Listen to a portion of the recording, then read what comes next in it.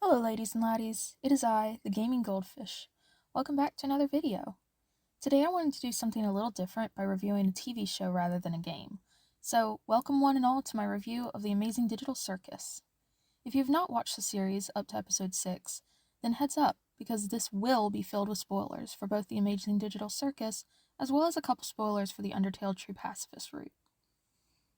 Now, this review is going to be pretty in-depth, starting off with character introductions, then continuing into a recap of episodes 1 through 6 and the sneak peek for episode 7. Then I'll get into covering the theories and finish off with a brief overview of the animation, as well as some of the other elements of design. Honestly, this is one of my favorite shows thus far, from the animation to the writing to the character design, and I'm really glad to be able to talk about it here. Before we start, however, I do want to go over the negatives first, including trigger warnings and whatnot. There aren't many, and stating them now means I don't have to bring them up later, leaving us free to focus on the positives for the rest of the review. So, trigger warning for centipedes, guns and gunfire, trypophobia, and flashing lights.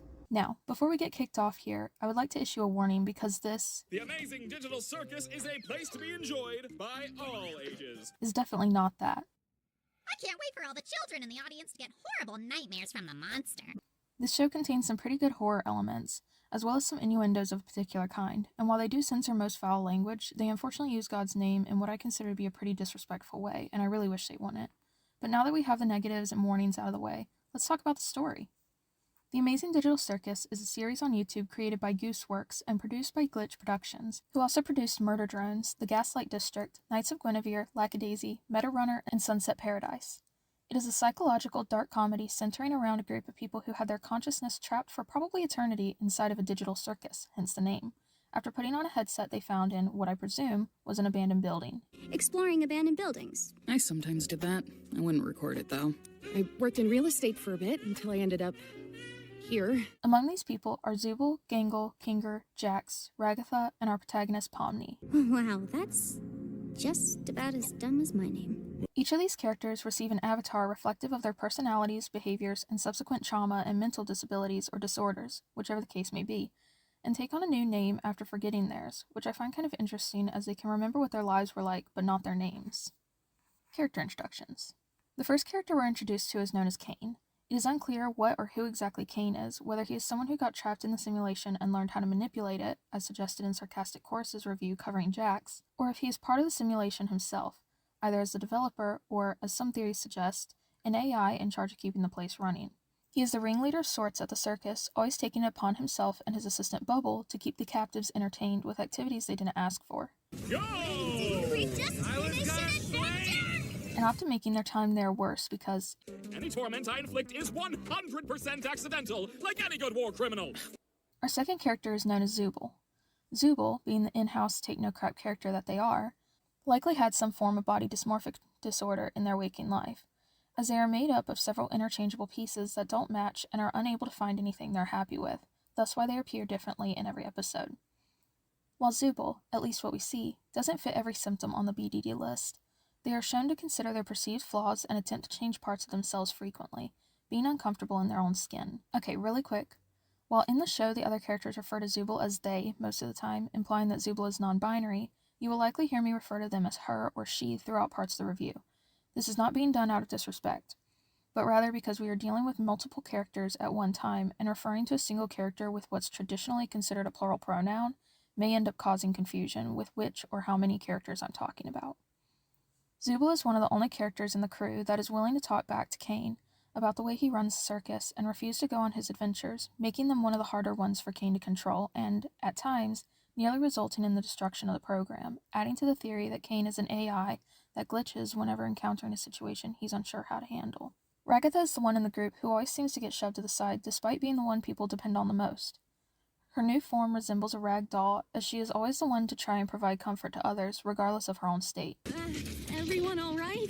Oh, and don't worry about the whole abandoning me for the exit thing. It's perfectly understandable what you were going through at the time, and there's no hard feelings. You're all good. A complete people-pleaser who gets tossed to the side until needed, regardless of the damage she may take in the process of trying to help, as shown by her missing eye. Ragatha tries to be all nice and friendly, but she gets torn up every other adventure. Next is Let's see. What do you think of... You're right, terrible. Let's try that again. What do you think of Pomni? Sure. Pomni is our main character, also called a protagonist. She is the newest addition to the digital circus and works as a way of introducing the various aspects of the digital circus to the viewer through exposition done well. After entering the digital circus on accident and failing to escape, Take this headset off! Just keep grabbing at it. That worked for all of us. she integrates into the group out of necessity of survival after seeing what happens when you lose your mind in this world. Pomni's new form is similar to a jester, though I'm not entirely sure why. It could be alluding to a greater connection between her and the circus, as I've heard a theory that her ability to connect with all of the characters hints at her being the one that could save them. Or, my personal belief, it could resemble her ability to adapt in order to match whatever the situation or audience needs or wants at the time, further emphasized by her ability to change her appearance to a certain extent. Now for Kinger, one of the best characters on the roster. Kinger is the king piece from a game of chess and one of the longest surviving members. Due to being trapped in this digital purgatory for so long and having seen and felt the effects of multiple abstractions, a type of file corruption, which I will explain later in this review, he has gone mostly insane, only having moments of clarity when in the dark. It is unclear what connection Kinger has to the circus, though some believe that he is responsible in part or in whole for its creation, as he is the literal king piece, the only piece in chess that, if removed, will end the game. He is able to manipulate the environment in a way similar to Cain, and in a moment of clarity mentions 7 years of computer science for this, huh? all of which show a possible connection between Kinger and Cain, or help to reinforce the theory that Cain has simply just lost it as well, but in a less obvious way. Another potential tie between Kinger and Cain are their personalities, with Cain acting like a much more sane version of Kinger's own brand of insanity, though, as someone who took computer science in college, it takes a special level of crazy to be able to do that for the rest of your life, just like animation. So, for those of you out there who chose that as your path, good luck! Gangel's new form is illustrated by the comedy and tragedy mask, or Thalia for comedy, and Melpomene for tragedy, associated with theatrical productions and originating from Greek mythology. Her body is constructed from ribbon, and both the comedy and tragedy masks, with the comedy mask being made from porcelain, showing her fragile nature and tendencies towards depression, not helped at all by Jax, who we'll get to in a moment. Gangel is basically Alphys minus the war crimes, I feel like that violates some kind of convention. being the socially anxious anime nerd artist dealing with the all-too-common feelings of worthlessness, fighting with her desire to make friends. It is hinted that she battles with some form of bipolar disorder, formerly called manic depression or manic depressive illness, though it is unclear which kind. My best guess, as I'm not a medical professional in any sense, would be bipolar type 2 disorder, since what we see from her character is more in line with Cleveland Clinic's description of hypomania and depressive episodes. It's called a manic episode, and you're getting 3 more seasons. Anyway. These symptoms likely existed before her integration and subsequent imprisonment inside the computer. As she refers to her own manic episode, hinting she's looked into this before or been diagnosed, talks about dropping out of college but not providing much detail, implying it may have been due to a depressive or manic episode which, according to Cleveland Clinic, can include increased impulsivity and poor judgment, such as suddenly quitting your job. And adding to that, her design already reflects her fragile nature and tendency to cycle through emotions. And finally, on to one of my favorite characters in the series thus far, Jax. Now let me be clear, Jax sucks. Ladies first. No, wait, why would I say that? But there's a difference between an enjoyable character and a good character. A good character would be a hero, or what most paladins in D&D like to think they are. Whereas an enjoyable character can be either good or bad in terms of behavior and personality, so long as they are fun to watch. Jax's form in the digital circus is a rabbit. This appearance feeds into his idea that he is intended to play the role of the funny guy, which he does mostly by abusing Gangel and ensuring she keeps her role as the sad one. There's more to say about the significance of being in the form of a rabbit, but I'll cover that in more detail later on in this video. And finally, we have Bubble, who's basically if you crushed OCD and ADHD into a single mind and gave it free will and a voice. They look happy. They do, don't they? Wait a minute, that's a bad thing. What should I do? You should die. You should throw a beach party. And he's honestly such a joy to watch, but you'll discover that on your own. Made with all the love I'm legally allowed to give. Episode 1. Alright everyone, let's get into the real meat of this story. It all starts off with some good old PC graphics, which people in their 20s and up may appreciate for the nostalgia, and those younger may recognize from Baldi's Basics. Education and learning. and a theme song for the circus put together by Kane and Bubble, introducing all of the remaining survivors, aside from Kaufmo, who didn't show up. This is also the first hint we get that this Mario Party Stanley Parable-esque world is bad news. This goes for a few minutes before being interrupted by Pomni showing up and turning everyone into living dominoes, with Zooble stating, I'm not doing that again. and sure enough, they never do. We're informed, thanks to the convenient ignorance of our main protagonist, that the Amazing Digital Circus is not only for all ages, it's really not, I can't wait for all the children in the audience to get horrible nightmares from the monster. but it is completely and utterly inescapable as your consciousness is now trapped there. Which begs the question, where did all their bodies go? Is it really only their minds in the game, or is that why Pomni immediately started for the exit the second she showed up instead of looking around a bit first? I don't know about you guys, but I would have been pretty curious if I just showed up there. Pomni's taken by Kane and introduced to the available areas, or the hub I guess, consisting of the tent, the lake, and the carnival, which, as of episode 6, we still have yet to see, and shown the void. We're also informed that Kane is watching them all with millions of eyes, which I consider especially interesting as, while the eyes are shown from time to time, there are usually several sky-patterned spheres visible throughout, making me think that these, along with the eyes in the portraits and the eyes on the abstractions, are the eyes Kane was referring to. This is also where we are shown the exit once again, which will become the overarching goal of this episode. Returning to the tent, we are shown Kane's love for lying. I assure you, there is no magical exit door. You're probably just experiencing digital hallucinations. And some more of Bubble's, interesting nature. Pomni's given a new name as she realizes she can't remember it, something that is apparently common across all of the humans who enter. Do you like adventure, activity, wonder, danger, horror, pain, suffering, agony, death, disease, death, angel food cake? Ow! You parasites! Gloinks. These neither humanoid nor hash brown Humanoid hash browns? are the subplot for this episode, basically rolling around in a worldwide game of Katamari, claiming everything in sight, including Zooble. The side quest is assigned to Gangle and Kinger, while Yin and Yang here show Pomni to her room and take her to meet Kaufmo, who, if you all remember, didn't show up that day and was rambling on about an exit. Why is Kaufmo's door the only one with a doorbell? Is Kaufmo hard of hearing? And here, we finally meet Kaufmo the Clown, only to realize that he's abstracted. Abstraction, as mentioned before, is a type of file corruption of sorts, at least as far as I can make out, that occurs when you reach your limit and basically lose your mind. You really can't leave, and constantly chasing an unattainable goal will start driving you a bit crazy. And eventually you get to asking what the point of anything is, and you completely lose sight of who you are and why you're even alive, and when you reach your breaking point, something really terrible can happen. I've heard theories that this is an attempt to log out from a game that has no exit, or it could simply be a form of insanity. It does call into question, however, if it is somehow the manifestation of Kane's eyes that he's keeping on them. Perhaps it's a bug to do with the first-person camera, in a sense, that results in a physical change where the player becomes consumed by the eyes, or game camera. This does allude to the possibility that Kane knew Kaufmo had abstracted if he could see through his eyes. It makes me wonder if the abstractions Kane so carelessly stores on the map have a secondary purpose to fulfill. Seeing Kaufmo's attack on Ragatha and how it corrupts her code, and considering that I don't have a better explanation for why the abstractions are covered in eyes, I'm going to assume bug with the first-person camera, resulting in Kane's millions of eyes becoming visible, which, of course, they're all seen, if they're inside of all the players' skulls, along with various places on the map. This also explains how Kane can always tell the second they're done with the adventure, but doesn't explain how he can't find Zooble, unless her swappable eyes have something to do with it. After all, the swappable parts were implemented as a sort of patch to the game, rather than her actual coded body, judging by the therapy scene later on. I remember being so annoyed the first time I watched this scene, because just close the door. You had the time. I've been looking for this. Thanks for keeping an eye on it, Coffee. I'm gonna head out. See ya. Oh, I've been obstructed. It's okay. What is that? It might be that terrible thing I was talking about earlier when you reach your breaking point.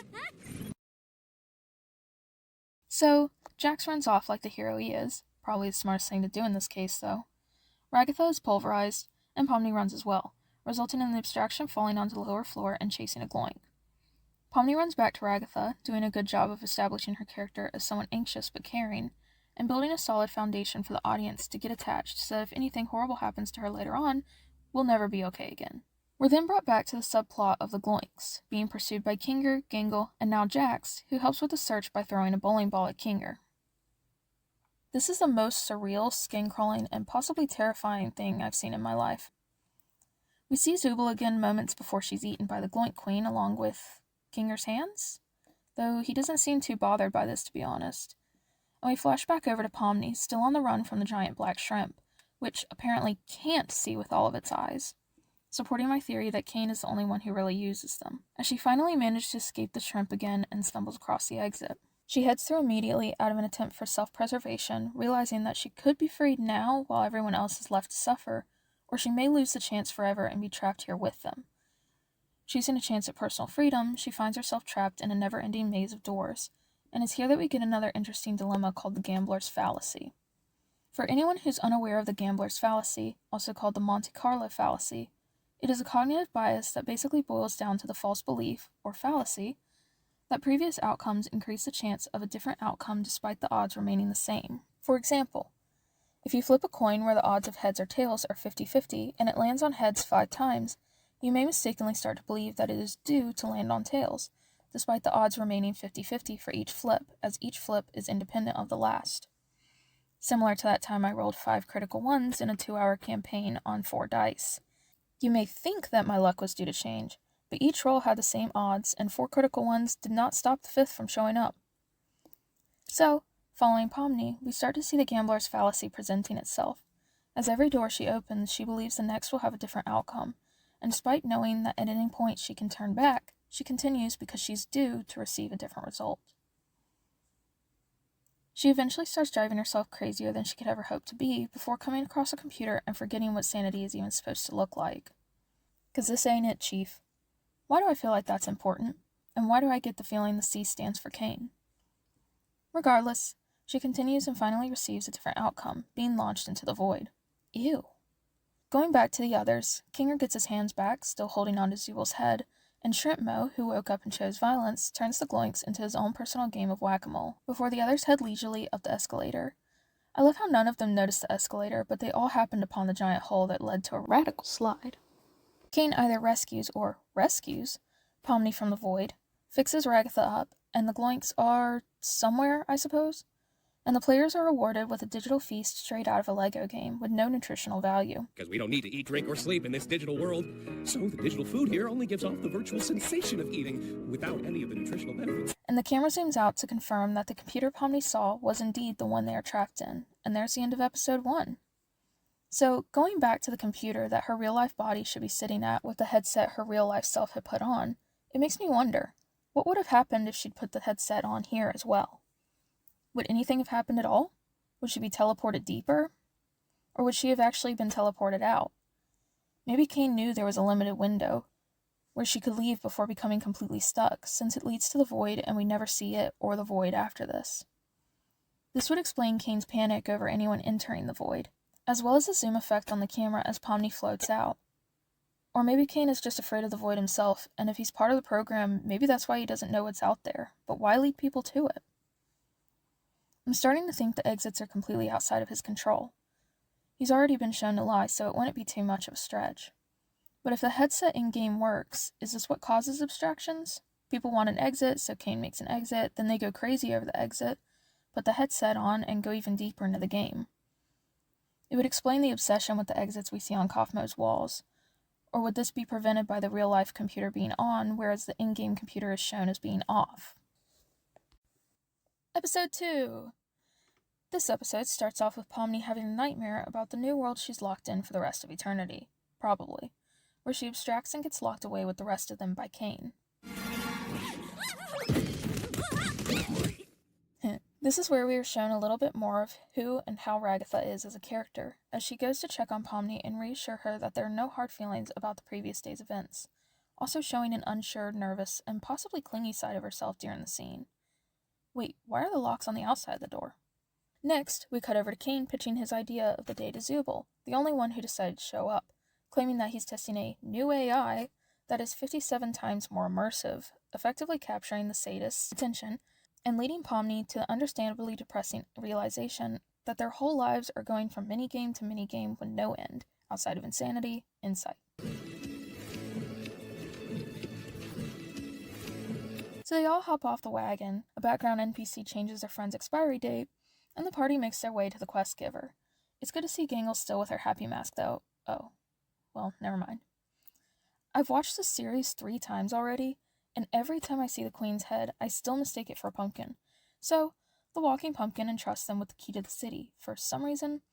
I mean, I'm not really sure what that has to do with their mission to get a stolen syrup tanker back, and the kingdom doesn't look like it's locked by a traditional lock, more like a traditional drawbridge. But anyway, and they all head off with Jax calling shotgun, then immediately taking the driver's seat. But he later switches to the seat he claimed while brandishing an actual shotgun, so I guess it all evens out. Gangle unalived like at least 10 people right there. Now we get to see our BBGs for this one shot as they sit around the fire talking about whether or not the leader, named Gummy Goo's mother will pull through. This begs the question though, how alive are these NPCs, considering that there weren't any players in the vicinity to trigger the dialogue? Are they thinking? Are they feeling? Are they simply code, or are they on the same level of sentience as the players? Something to think about. Also, I'm starting to wonder what exactly the syrup in this world equates to, as one of the henchmen mentions that it could save hundreds of people. My best guess is that since they are made from candy, the syrup contains enough sugar to rebuild them, in a sense. Our main characters catch up to Gummy Goo and his gummy gang. Jax attempts unalivement, and Pomni gets to learn the extents of her new body as she's stretched Van Damme Velvo style. We get to see some of Jax's, unique perspective of teamwork as he blackmails Gangle, impales Ragatha, puts Pomni in more danger, and not to mention the knives, before Kinger helps out by, yeah, that. Hey, Kinger, is that attached to anything? No, let me check. The, heroes, tanker is spun off a cliff into the ravine, and the Gummy Gang's tanker is spun into a cliff, where Pomni gets to discover some more of that Bethesda/Lionsgate quicksand glitching before she and Gummy Goo end up trapped under the map. Been there before. Cue existential crisis as the NPC finds his model and realizes that he, and those he cares about, aren't actually alive. I actually really like this part, as it's hard to accurately depict an existential crisis like this in a convincing, entertaining, and non-verbal way, and I think Gooseworks and the team really nailed it. Pomni, like the little trauma magnet she is, splats onto the map next to Gummy Goo and gets to be the one who has to explain it. But she's really loving Kane's new 57 times more immersive AI right now. Post-existential dread and therapy session, Pomni and her newly found companion, the only one she's felt genuine connection to since her arrival in the circus, use the physics engine to launch themselves back onto the map, but not before Jax sells the entire Candy Kingdom to Gloppy. Couldn't keep it in, could What's all this stuff? Your vomit, Pomni. It's your vomit, mixed with fudge. But thanks to Kinger discovering that the second tanker that Pomni and Gigi stole from under the map has syrup in it as well, the group gets their happy ending as the bandits take one and they take the other.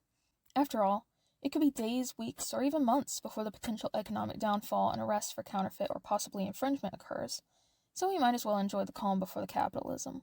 Or maybe not, as Jax makes good on his deal and sacrifices the kingdom to Gloppy. Gummy Goo follows Pomni back to the circus, ready to start a new life, only to be deleted by Kane immediately. Rest in peace.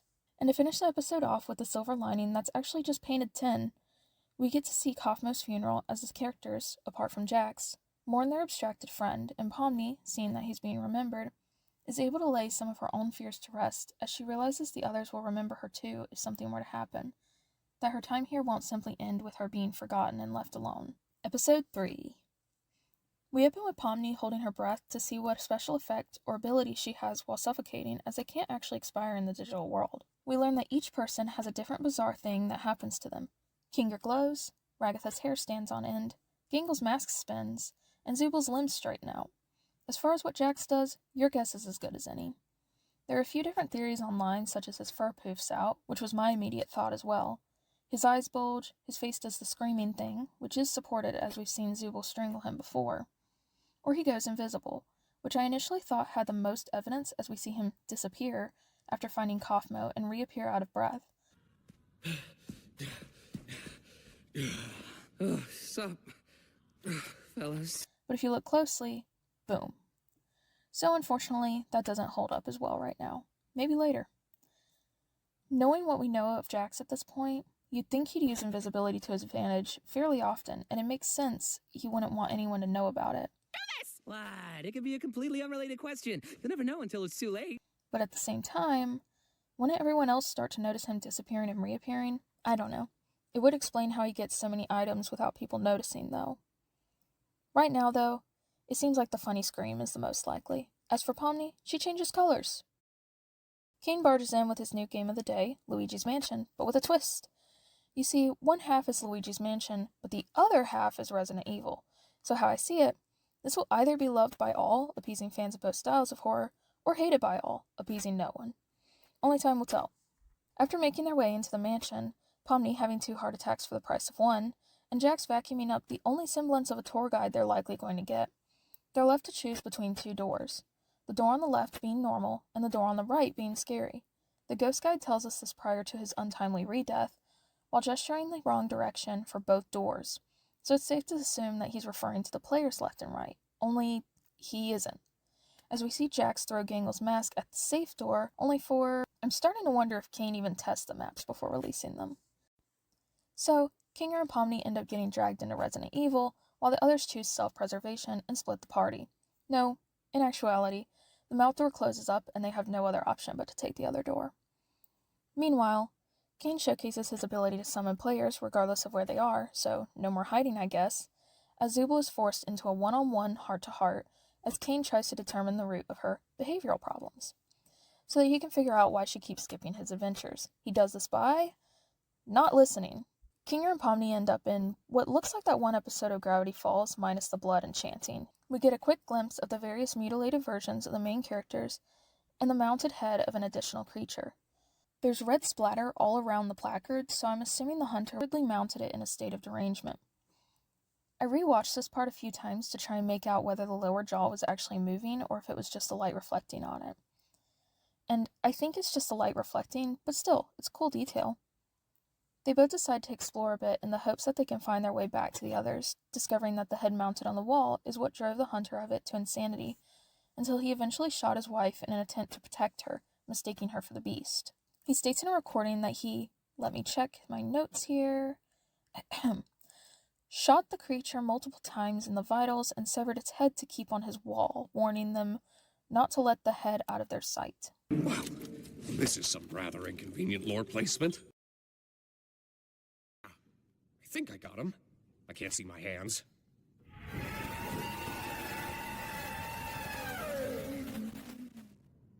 Absolutely horrifying. But honestly, I really like what they did as far as creature design in this episode, as it deviates from the template so often shown in one-off horror stories. I expected this to be a typical Hollywood Roblox, big smile, big eyes, humanoid quadruped, where the largest horror of it came from it having too many teeth or hyperrealism.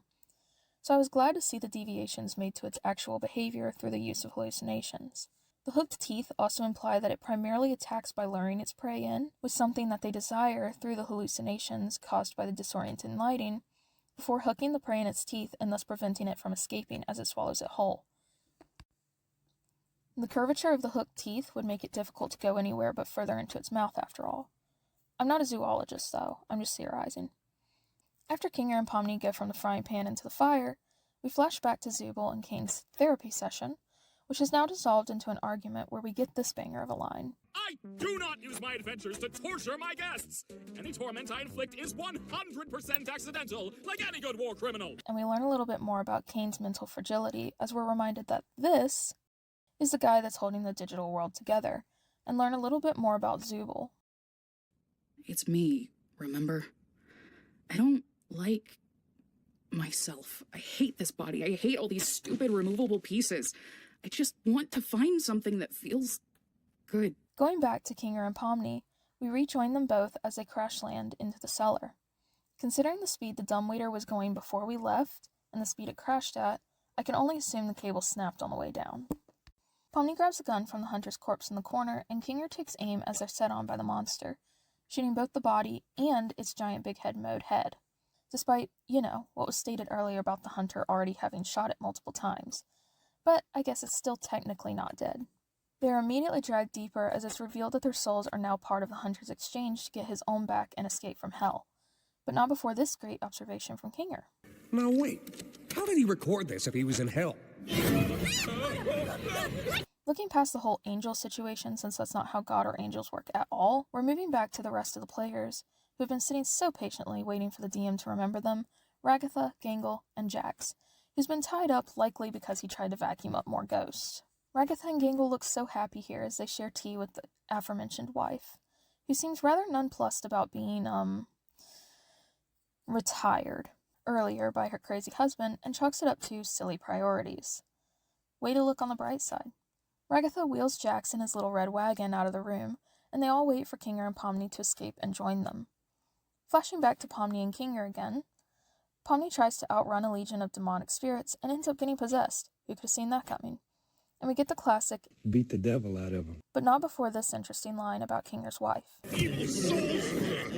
How's your wife, Kinger? Pomni, noticing that Kinger seems to be more aware in the dark, asks about this, and Kinger tells her about his wife. Kinger's wife, called Queenie, which makes me think they were married prior to entering the circus, both taking on forms and names reflective of each other, appeared briefly on one of the crossed-off doors in the pilot, but has not been shown as an actual character prior to this point. Kinger talks about her love for insects, calling back to his fascination with them in other episodes. Here the longest. Did someone say something about an insect collection? An insect collection? I think it's a nest. And his memory of her as an abstraction before Cain locked her away, stating that the darkness in his fort seemed to calm her down and showing that, when in a calm state, the abstractions are safe to touch. After this heartbreaking scene, Kinger suggests passing the Legion while holding their breath as the Legion is drawn to living things. This idea works out perfectly and they are able to reunite with the others. I think this was the episode when a lot of people fell in love with Kinger's character, as he went from the insane one to showing a genuinely caring and thoughtful side, becoming more of a good man who's been beat down by life, doing what he can to help others in his capacity. In this world, the worst thing you can do is make someone think they're not wanted or loved. I'm glad you're here with me. Episode 4. In Episode 4, we start back in the hub, as Ragatha teaches Gangle how to throw a softball. Forgive my ignorance on this topic, I don't care. As Jax prepares to bat. I actually didn't mean to do that. And Zubul swoops in with a solution as Ragatha and Jax wage war in the corner, taking Gangle back to her room to dig through the crate of interchangeable pieces Cain presented her with in the previous episode, finding a plastic mask that Gangle can use in place of the porcelain mask. This is also the first moment we see not only Zubul showing a more caring side, adding depth to her character, but we start to see Zubul and Gangle's friendship develop as well. That is, until everyone else interrupts, as they were apparently all listening from around the door, except Cain, who is apparently hanging from the ceiling. Cain, as is his only goal in life, presents them with a new topic to cover with their non-existent therapist NPCs, with a new ultra-violent horror game, only to be interrupted by Pomni, and redirected to the suggestion box that apparently exists by Zubul. And, like any good suggestion box, is filled with roasts, insults, and actual suggestions. After a short sift through, we are given this day's adventure. Is an honest, hard day's work at Spudsy's restaurant chain. And Gangle is made the shift manager. Jax is overjoyed, as we would all be, and Kinger manages to find a rare moment of clarity to excuse himself. Of course. I'm already getting tons of ideas. That was weird. Wait, does that mean he used Cain's tongue as well? Do we even want to ask that question?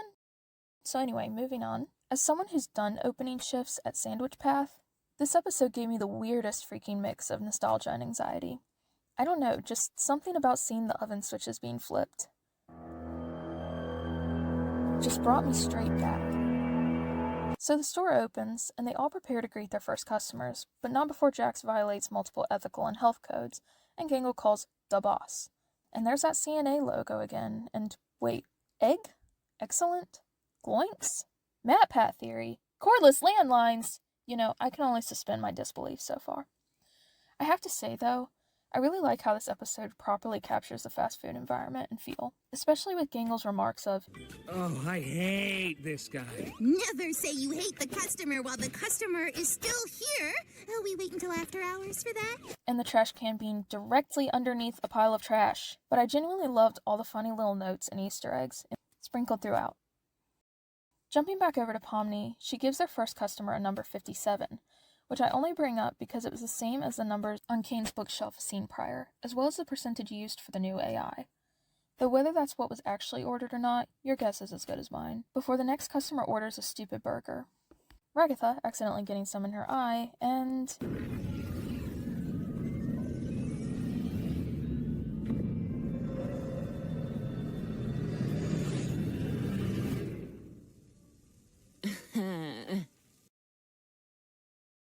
Well, I'm glad you think this is funny. Gummy Goo is back! Just different, as he doesn't remember anything that happened prior.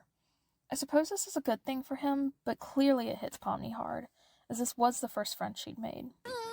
Hello, Shayla. So, fun fact for you, according to sll.cas.anu.edu.au, Sheila means girl or woman, and first appeared with the spelling Sheila back in 1832. And prior to the late 19th century, the 1800s, it was used to refer to women of Irish descent before becoming a general term. But going back to Gummy Goo, I think this is a really cool element in the episode, as it deals with the grief that accompanies the differing perspectives between players and the NPCs they formed attachments to. And I enjoy it when shows such as this actually take the time and make the effort to address that. It reminds me of some of Viva La Dirt League's videos, honestly. After some slight stalkery from Pomni and helping to ensure Gummy Goo makes every following Spudsy's visit with a lingering sense of trepidation, Gangle intervenes, showing a bit more of her crazy side, and we start to wonder if she's legitimately this crazy or if there's something else going on. After all, her mood seems to be determined by whatever mask she's wearing, as she's literally masking her other emotions with it, and the fake plastic one from Zooble is a little, well, crazy looking. And it's also fake, so there you go. I like how the distribution center is literally right next door. What a small world. The Gummy Gang leaves, presumably in the syrup tanker. Pomni goes back to work, more downtrodden than before, and Ragatha gets dumber and dumber by the second as she strikes up a conversation with the Gloink Queen. Meanwhile, Gangle has her hands full with Jax, who, after making conversation with Zooble and failing to run out the clock by procrastination, the Gloink Queen did show up at the drive-thru, but since she also came in 2 seconds later, I'm guessing he refused service. Has resorted to basic refusal to cooperate and pinpointing and exploiting Gangle's insecurities. I like you better when you're sad. He gets sent to the training room, a blank box with nothing but a TV, where we learn a little bit more about Gangle's waking life through the use of overly specific examples. Now, I know what you're thinking. I don't want a career in fast food. I want to be a comic artist and eventually launch my own manga-inspired webcomic. And it's cool to have dreams, but you also need to remember that they're completely unrealistic, and you need to stop trying. And Gangle tries to trigger a seizure. Thankfully, Jax isn't epileptic, or this could have ended horribly. It is nice to see Gangle get one over on him, though. We also start to see more clearly here that Jax is insecure and easily embarrassed, which crops up a few times throughout the show as it shows when his mask drops. Are you smiling? No. Why not? Wait, nobody can see this, right? It's time for your employee reevaluation. We return to Zooble, the only employee who has actually done their job consistently, except Gangle, and Ragatha, who's getting high and back while talking about horses. Huffing paint and not waiting until a designated break? I'll be right there. But more importantly, we get a glimpse into Ragatha's past with... Gotta grab the horseradish sauce. I miss my horses. I'm hard enough. Packages landing on my head, tea parties, dancing lessons. I do appreciate how Gangle offers to help Ragatha complete the task at hand. Unfortunately, she's met with a verbal right hook. Instead of, 5? No offense, but you're kind of annoying when you have your happy mask. Jax returns. Gangle has an all-too-common crisis we've likely all had at some point, and we get one of the best jokes in the episode. I think the clock's broken. Is it broken? Or are we the broken ones? Great. How long has this shift really gone on for? 6 hours? 8? 24? A week? A year? Does time even move in here? Will we ever go home? Will we ever achieve our dreams? Oh, wait. Yeah, that clock's broken. Followed by a clear indicator that Kane has no idea what things in the real world cost. I really like this episode, as much of what's shown on screen when sharing stories contributes to character development, both big and small moments, and the audience's perspective of a character for both good and bad, which is why a single moment can make or break a character. And it's in this episode where we get to see how these characters are realistically. Rather than simply seeing their behaviors in a variety of scenarios, we get to see something more fundamental to their character. That is, who they are as a person, as there's no big quest or adventure to complete, but instead it's simply life. I think this is why Jax hates this particular adventure so much, as well as why this is the first time we see him acting like an actual person instead of a caricature. How you doing? Everything's been... I'm doing fine.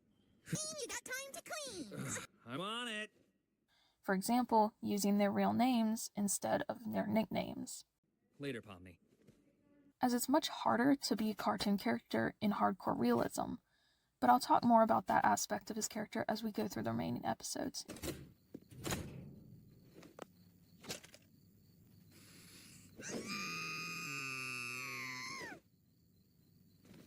Pomni accepts her fate as the therapist friend and checks on Gangle, which is where we find out Gangle's partial reliance on her tragedy mask. I find this interesting as her depressive episodes are shown by the fragility of the comedy mask, but in order to be healthy, you need to have a balance of both. It helps to highlight the contrast in her character as she feels fake, nervous, or fragile when hiding behind her comedy mask, and is unhappy with her tragedy mask, yet depends on the fragility of the comedy mask to keep from losing her mind. Almost like she believes the comedy mask breaking gives her permission to feel how she's actually feeling. It reminds me a bit of Inside Out, how joy and sadness on the surface are considered opposites, but are often required to work together in order to stay healthy, and the usage of these masks helps to illustrate that Gangle wearing the comedy mask is putting on a show, or at the very least, feels like she is. As I mentioned near the beginning of the episode 4 recap, this is the first time Zubal's soft side is highlighted, as she starts to sympathize with Gangle, making basic conversation, being sarcastic but not in a derogatory or demeaning way like Jax, and staying an hour late to make sure Ragatha has a driver, closing on Gangle's behalf in the meantime. Unfortunately, things aren't looking too good for Gangle after Zubal, Ragatha, and Jax all leave, as the world around her becomes dark and twisted and all sound starts to distort.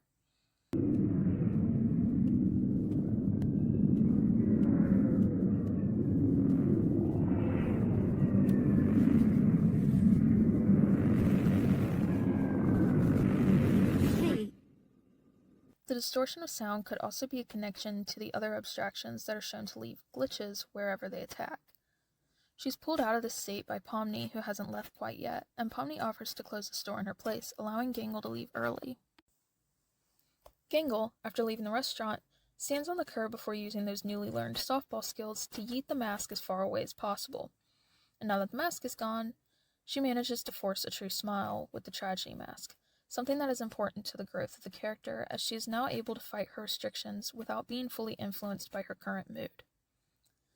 Following this realization is possibly one of the most beautifully done shots in the whole episode, as she runs towards the street lamp staring up into the light. Now, it's hard for me to say exactly what's going on in her mind here, but looking at the roller coaster of a day that she's had, I would assume this is the culmination of everything she's been repressing. The freedom from being able to throw away a problem, the problem being the mask, the reversal of the happy mask becoming sad and the tragedy mask becoming happy, the feeling of being connected to herself after doing away with the fake mask, regardless of whether or not her true face is happy or not, and the likely unsortable knot of things running through her head from the day, be that emotional, internal, or external. She stops under the street lamp, staring up at it for a moment before taking a step back and getting hit by the isekai truck, knocking her back into Kane's office. King gives her performance review, claiming she cut her own shift short, went kooky, and ran out into oncoming traffic, which seems at least partially accurate. While she did fall into oncoming traffic, it looked unintentional to me, judging by the way it happened with her foot tipping back off the curb. Nevertheless, he awards her a B+, the exact same as everyone else.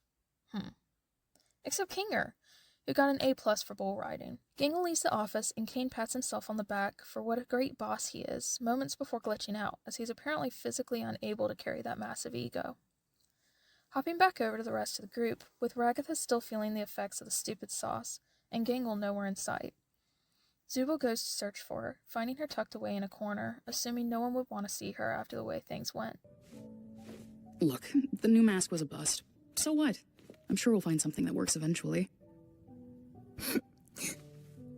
I don't deserve a friend like you. Well, you've got one. Episode 5. In Episode 5, we see Zubal reading a magazine, clearly having skipped on this adventure as well. And it's likely she made the right choice in doing so, as the rest of the group returns covered in seaweed, dripping wet, and looking pretty rough, all things considered. With Pomni clearly disoriented, Kinger pulling what appears to be a starfish off his eyeball, Gangle carrying a broken mask, which Kane fixes, Jax briefly showing an actual human emotion, and Ragatha a sopping wet fabric doll. They each go their separate ways, for a moment, before Kinger requests Ragatha's help counting his eggs before they hatch, which is clearly a twist on the saying, don't count your eggs before they hatch, but considering the show thus far and the suspicious amount of references to eggs in episode 4, I'm not sure if this is hinting at something or if Kinger is just being Kinger. Only time will tell. Jax returns to Pomni shortly after to taunt that the positive Ragatha charm is starting to wear off before leaving again. Thank you for your input. And Pomni raising her head to see an artist posing doll watching from a short ways off.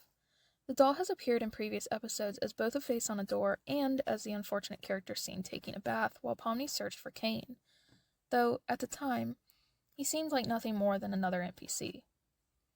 His appearance here seems to imply that he is either an NPC that Kane mistook for a player character, or he is in actuality another player character. His resemblance to the generic NPCs makes me think he has likely been here as long, if not longer, than Kinger, though it's stated in episode 1 that Kinger has been there the longest. But whether this is literal or simply that he's been there the longest of the surviving players' knowledge, I'm unsure. Shout out to Kane, who drew fan art of himself in Bubble as Bees. After some much expected sarcasm from Zubul and a "Oh, Zubul, you mismatched cash piano, I'll tear you to pieces!" Constructive criticism would be greatly appreciated. From Kane summons everyone to the lobby, where we get to see Ragatha and Kinger deep into the egg counting process. Kane requests that everyone give him their honest opinion about his ideas for future adventures, among which we have Willy Wonka and the World of OSHA Violations, nice little callback to that MatPat theory book Kane had in his office, one where a heart attacks the U.S. military, unsure about that reference, and Fallout. I love how Gangle's mask just preemptively breaks here. Ragatha steps in with her honest opinion about it being too dark, and Kane insists that he can't tell a compelling story where nothing bad happens, which, I mean, fair, but also it doesn't have to be catastrophic all the time. It can simply be a goal the characters have to or want to reach, or simply a reason that the audience wants to keep watching, like a slice of life with a twist on modern life, or an episode that takes a break from the overarching plot to show the main villain doing his or her grocery shopping. Heck, there's an entire Undertale AU that focuses on Sans fighting Linda from the PTA, so clearly there's a market for this stuff. My point is, not every story has to have Grand Canyon level stakes, and it can work perfectly fine with nothing but a small speed bump. Anyway, Zubul suggests they try out the suggestion box again, with varied reactions across the group. Pomni and Zubul both enjoying it, Ragatha expressing guilt for saying things she never would have said normally, Gangle saying she doesn't think it brought out the best in her, and Jax adding, I very much did not They're enjoy not that being one back in the on. slightest. No. And if we ever do anything These even end the close time. to that again, I'm getting violent, normally and I'm never going say. to kill Ragatha. Kinger, of course, has no input, as he seems to have enjoyed whatever adventure he went on by himself, whether it was one he made up, Kane made up, or something available at the fairgrounds we have yet to see. Maybe just keep your adventures open at all times and let us do whatever we want when we want. Are you hearing this, Bubble? The Toy Box character wants us to leave the other intelligent AIs to run for a prolonged period of time. Disgusting! What is that supposed to mean, Kane? Are you and Bubble afraid of an overthrow? So Kane comes up with the best way to burn through all the ideas that aren't his by introducing a lightning round, with the idea that they'll try each suggestion, and if there's one they all vote to skip, they'll skip. How about an adventure where Zubul gets turned into a piñata and we all take turns beating them up? That one's mine. Who would have guessed? Let's just have an adventure where Jax can't talk through the entire thing. Genuinely hurtful. Good. Reaction to this range as Gangle looks ready to cry, Jax looks ready to unalive, but Kane has his heart set on something and he is not backing down. Your pansies, 'cause here we go! We just finished an adventure! This is where we get to see one of many adventures that are going to be showcased throughout the episode, titled Poacher's Paradise. This, of course, is immediately recognized by Jax as, you'll never guess, he suggested it. The premise of the adventure is that everyone, except him, is turned into animals and he is given a gun. He shoots Gangle immediately, as is his calling card at this point, before...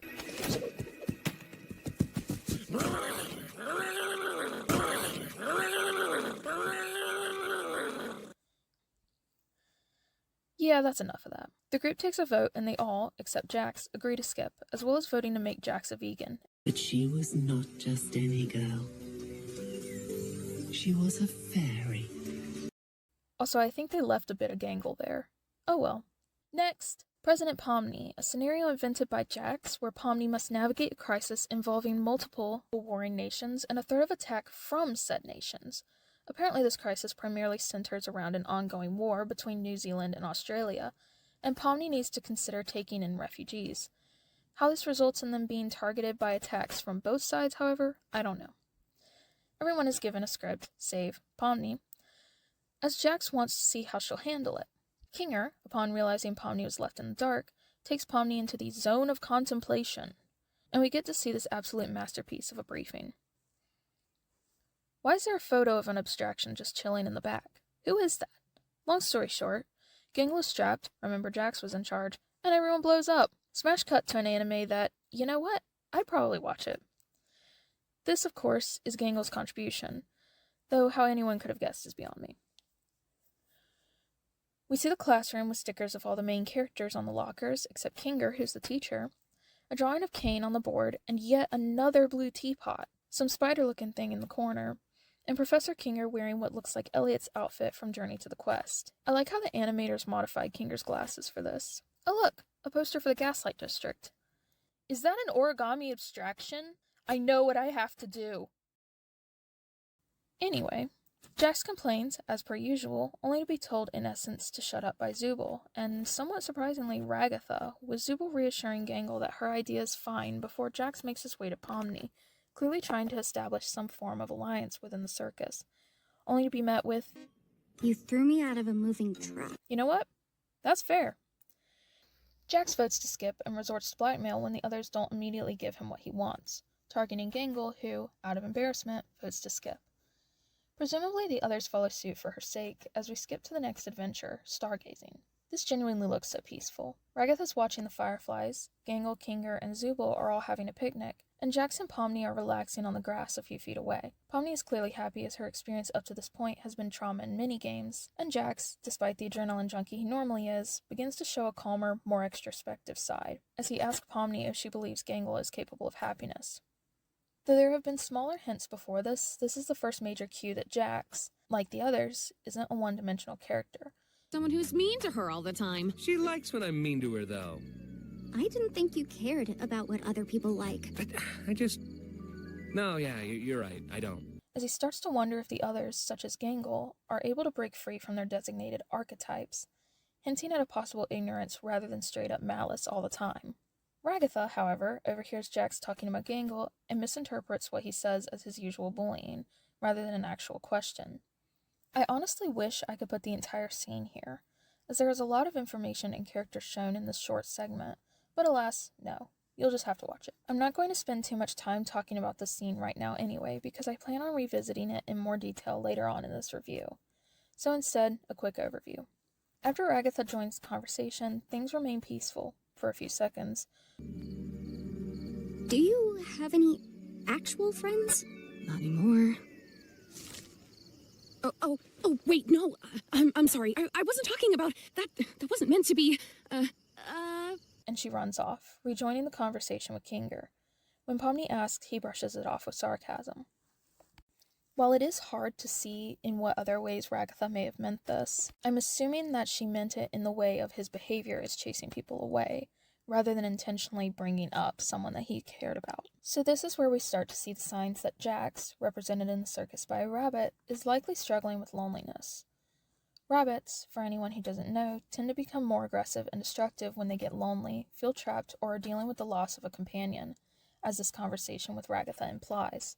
A lonely rabbit can become depressed or enter into what's called a low mood, which can result in a change in many behaviors, including a lack of energy or curiosity, losing interest in socializing or exercising, persistent destructive behaviors including chewing, moodiness and growling, and aggression.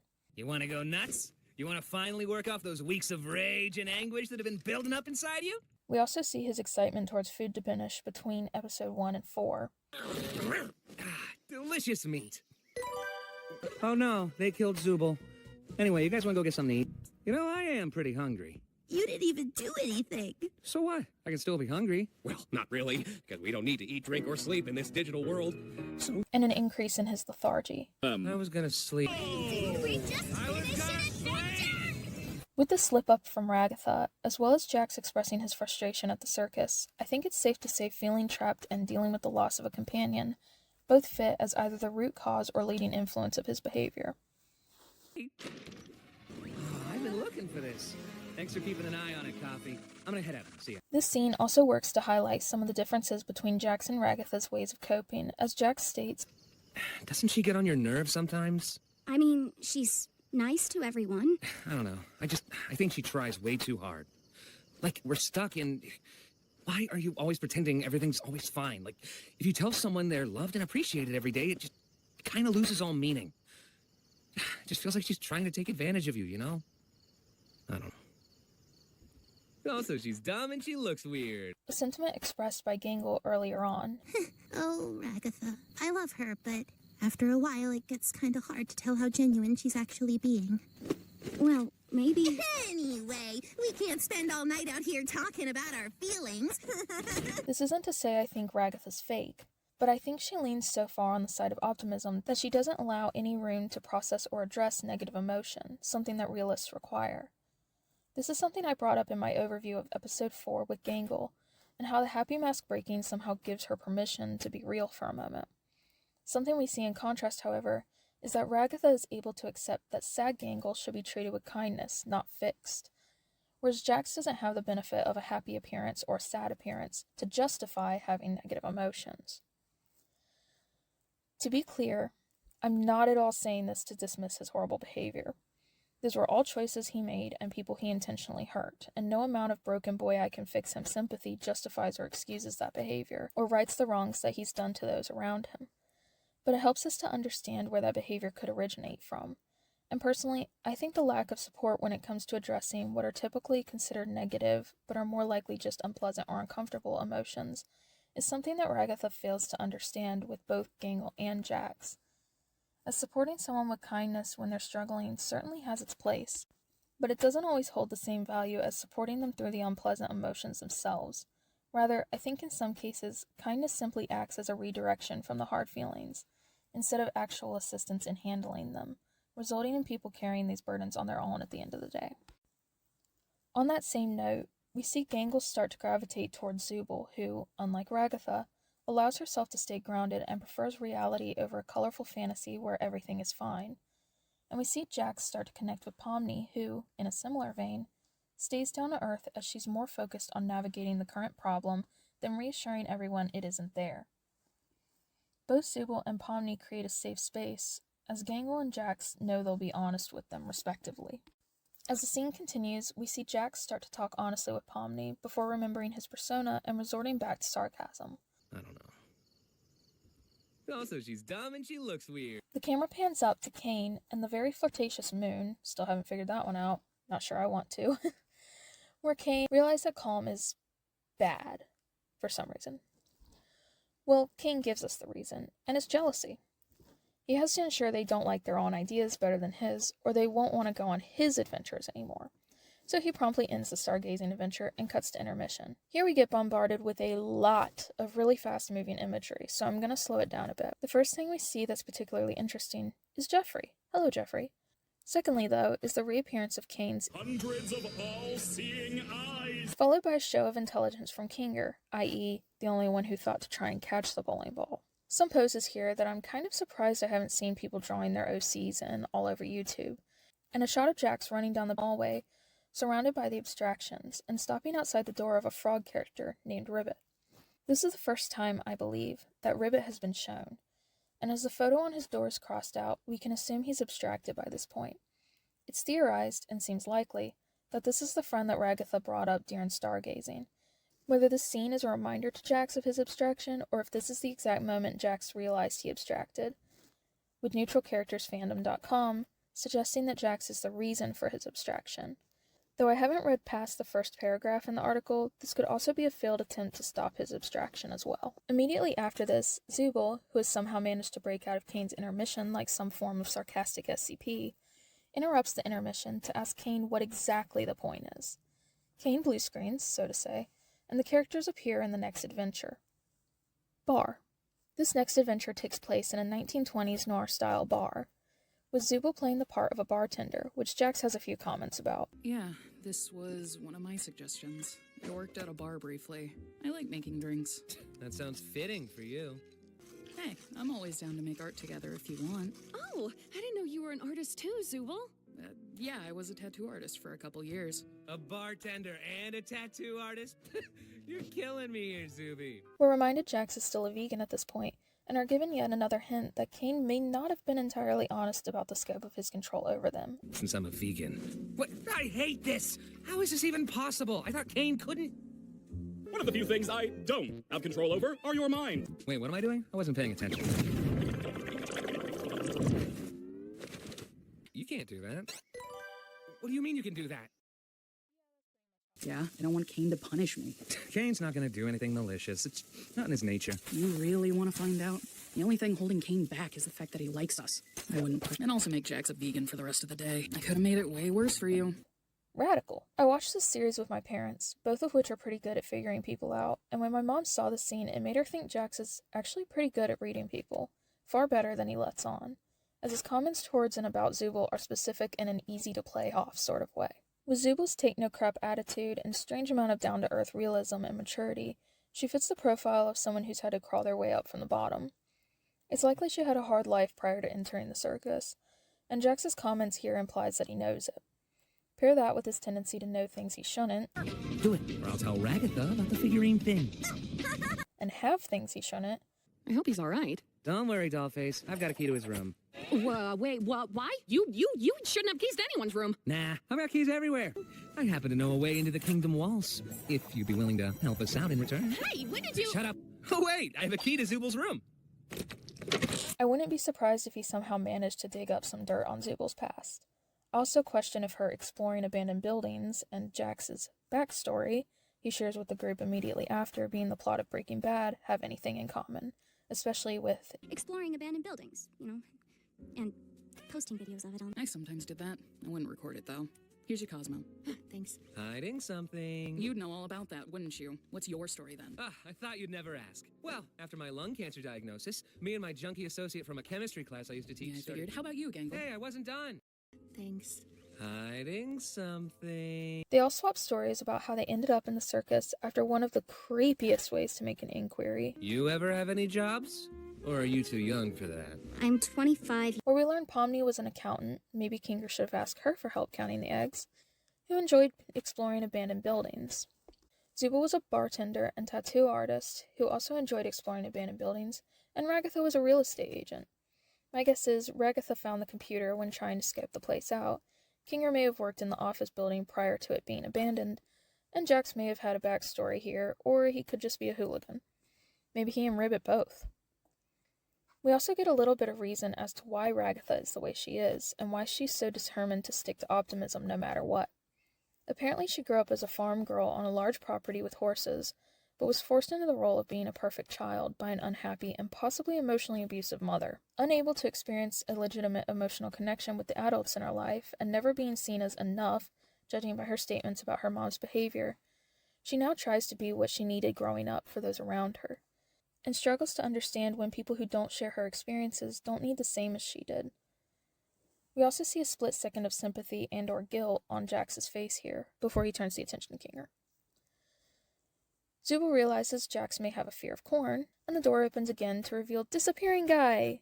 I actually have a pin of this guy in my book bag. I melted PLA in my oven for this. Don't do that. Jax apologizes to Pomni for the whole president thing, and Pomni accepts, only for us, the audience, to learn it was to spite Ragatha.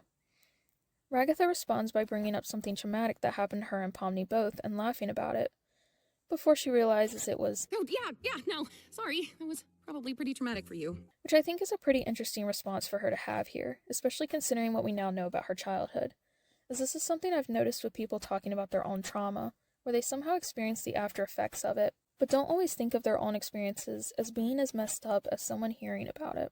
Almost like they've trained themselves to distance from it or lighten it through humor. I don't know, just something I find interesting. I'm not a psychologist. Jax, being how he is, of course, and likely still mad about Ragatha bringing up Ribbit, brings up Ragatha telling Gangle to unalive herself at the restaurant, which isn't what Ragatha said.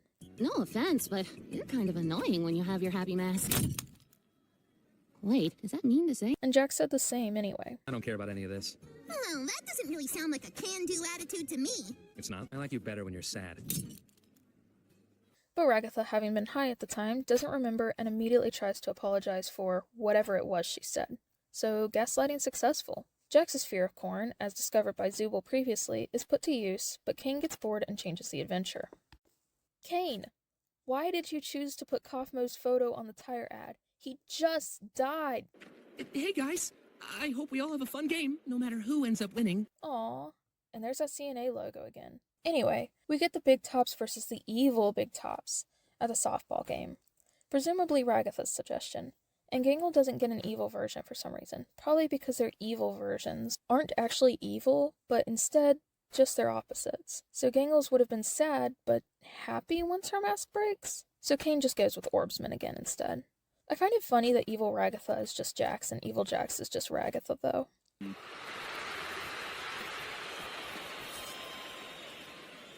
Oh, say.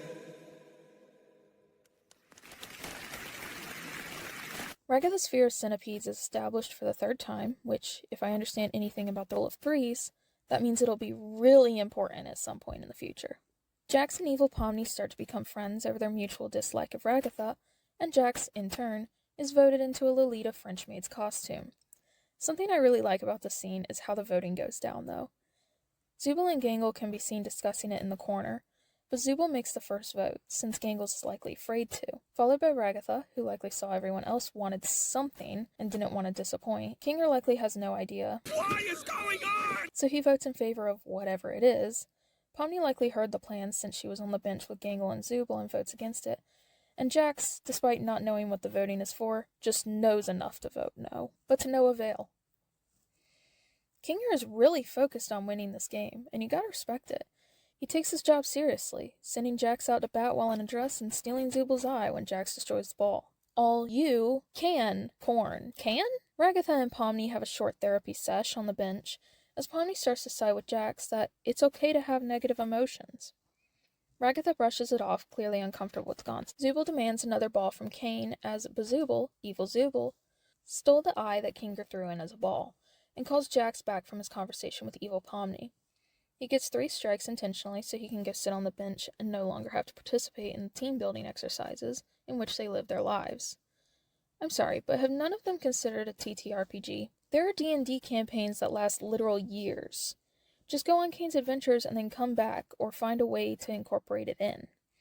It'll keep you busy for a few years, at least. Anyway, Pomni, Jax, and Ragatha are all seated on the bench together, which can only go a few ways, none of which are good.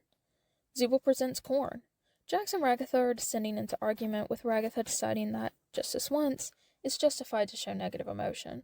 Jax, of course, is less concerned with upsetting her than he is pleased that he was able to, and Pomni is stuck between them. Ragatha apologizes to Jax for bringing up Ribbit, which seems to take the wind out of his sails, and the argument dissipates. Corn. Kane, not understanding how softball works, I don't either, but I know this isn't it, starts calling out home runs before people even start swinging, and awards the team with the lower score, the Big Tops, the victory. House always wins, I guess. Somehow the evil Big Tops got 57 points without even batting. Not sure how that works. The vegan curse placed on Jax lifts, and he immediately proves why it shouldn't have, as he chews a member of the opposing team. Rest in peace, evil Jax. I'll miss you. The main characters get teleported back home, and Jax and Pomni wander off as he wants to show her that thing in the hall. No, we don't get to see what it is. After they walk away, we see the artist doll that was watching Pomni at the start of the episode. Remember him? I was expecting him to disappear since we'd already seen Disappearing Guy twice, but no. So the question remains, why is this apparently shy character taking such an interest in Pomni? To be honest, I'm not quite sure. It could be who he is as a character, it could be alluding to something greater, or it could simply be curiosity and embarrassment from being stared at while bathing. Episode 6. Jax and Pomni return, presumably from whatever that thing in the hallway was, and discover Zubul hiding from Kane, who's been searching for her, but apparently unable to find her and hasn't thought to summon her. Kane, however, has found a new way of annoying Zubul. as we learn he's begun singing Daisy Bell outside of her door if she doesn't answer. Fair warning to anyone watching this series, you will hear it, and it will be stuck in your head. Jax rats out Zubul by calling Kane over to her location, and Zubul is forced to participate in this adventure as well. Kane informs them the adventure will be a short, in-house one, as he is hosting the Favorite Character Awards later today. He's basically set up the Olympics, inspired by Ragatha's softball suggestion, but it's all variations of climbing, running, walking, and using a ball, which is basically sports as a whole anyway, I guess.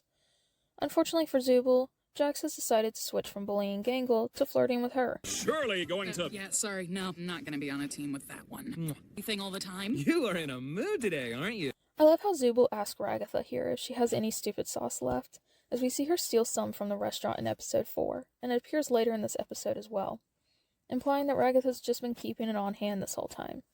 Never know when you'll need some stupid sauce, I guess. Too bad they were out of the smart sauce, though. Kane, finally noticing the tension between everyone there, decides to switch to a trust exercise instead. So, what do you think he has in mind? The diamond pit? The trust fall? The organizational log we used at my summer camp? No! Instead, Person 1 is given a loaded gun and goes into a completely soundproof room where they'll either empty it or leave it loaded before coming out and handing the gun to their teammate. Their teammate will then try a round of Russian roulette, or they can turn it back on Person 1, trusting that Person 1 emptied it. I don't see how giving a room full of people currently angry with one another this exercise could possibly go wrong. Bye, Ming. Kane gives the gun to Jax, who immediately shoots Ragatha in the face. Kane gives up, hands them all guns, and leaves them to entertain themselves. Zubul objects, and eventually Kane tells them to pair up in groups of 2, giving them each 5 minutes to prepare and find a teammate. Jax claims Gangle, and we see her finally stand up to him, saying she wants to go with Zubul instead. Jax takes her mask as a ransom, stating that, We've been together for every team adventure in the past. Guess times are changing, bunny boy. Pomni tries to team up with Ragatha, but Ragatha doesn't want Kinger to be left at Jax's mercy, so Pomni and Jax team up instead. Ragatha is clearly nervous about this, but since the alternative pair-ups are significantly worse, she leaves it alone. Gangle gives Zubul her comedy mask to keep safe as she trusts her with it, and doesn't want it to break before she can fire a Tommy gun while laughing maniacally. They all get guns, they ready up, the timer reaches 0, and the guns disappear. Kane informs them that the guns have all spawned at random locations across the tent, and panic ensues. Kinger gets a gun, which we all remember how that went last time, and starts planning an attack strategy. Ragatha, realizing she's still missing one of the 3 lives allotted to each of them, the life she lost when Jax shot her outside of the game, isn't too keen on the game, as she's starting with a clear disadvantage. Kinger summons a butterfly that apparently counts as healing in the game, telling Ragatha he just made it up. So going over to Jax and Pomni, we start to see Jax sharing some of Kinger's logic here, as he tells Pomni, paraphrasing here, nothing's real and nothing matters, showing her that believing your bullet will hit is almost guaranteeing it will. There's also an interesting moment here as Jax starts to describe himself before redirecting to Pomni. Look, I know what it's like. One day you're somebody in the real world doing important things, and then the next you're just a weird little cartoon jester. As well as this, we learn a little bit more about how he sees the digital world around them, seeing himself as a cartoon character in a cartoon world with an archetypal role to play, just like everyone else. Zubul is the grumpy one, Kinger is the crazy one, Ragatha is the cheerful one, Gangle is the sad one, he's the funny one, and Pomni's the one who hasn't figured it out. During his time here, he stopped viewing himself and those around him as people, instead viewing them as a part to play in a story, which we see sprinkled throughout the series up to this point, with him breaking the 4th wall and addressing the audience directly. We see that Jax thrives on distancing himself from reality, and by extension his current situation, further explaining his hatred of realistic adventures as they interrupt this distancing. That's why he loses his funny guy act fairly quickly in them. Instead, normally pretending he's a cartoon character in a cartoon world where nothing is real and nothing he does matters. I find this scene particularly interesting, as he switches between sympathizing with Pomni and telling her what to believe, which, whether he fully intends to use it this way or not, is an effective form of manipulation. People tend to open their minds to what you have to say when you sympathize with them first, so sandwiching what you want them to think with things they want to hear can be an effective way of getting them to side with you, which is exactly what happens here as Pomni decides to have fun and starts to copy evil Pomni's behavior for the adventure. Hey, there's that doll guy again. It really does make me wonder what's going on with him. Like, is he a player? Why doesn't Kane demand he joins in on the adventures? Has Kane forgotten he's there? Is he an NPC Kane mistook for a player and he just lives there now, hiding so Kane doesn't delete him? Did he make the circus? Are these the other workers at C&D that got trapped, causing the place to be abandoned? Whatever the answer may be, hopefully we'll find out. But going back to the things we do get to know, the farm girl doesn't know how to fire a gun. Yeah, okay, Ragatha, keep telling people that. Well, so much for that. Jax chases and corners Ragatha after she respawns, cornering her in the circus tent and...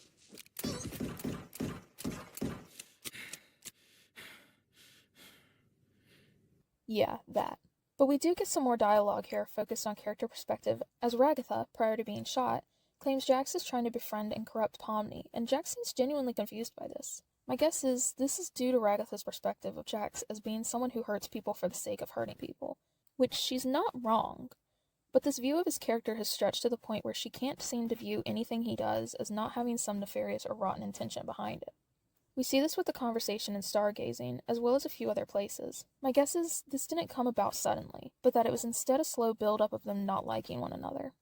Jax to the point of red rumming, and Ragatha being confused anytime he isn't doing something to ultimately harm someone else.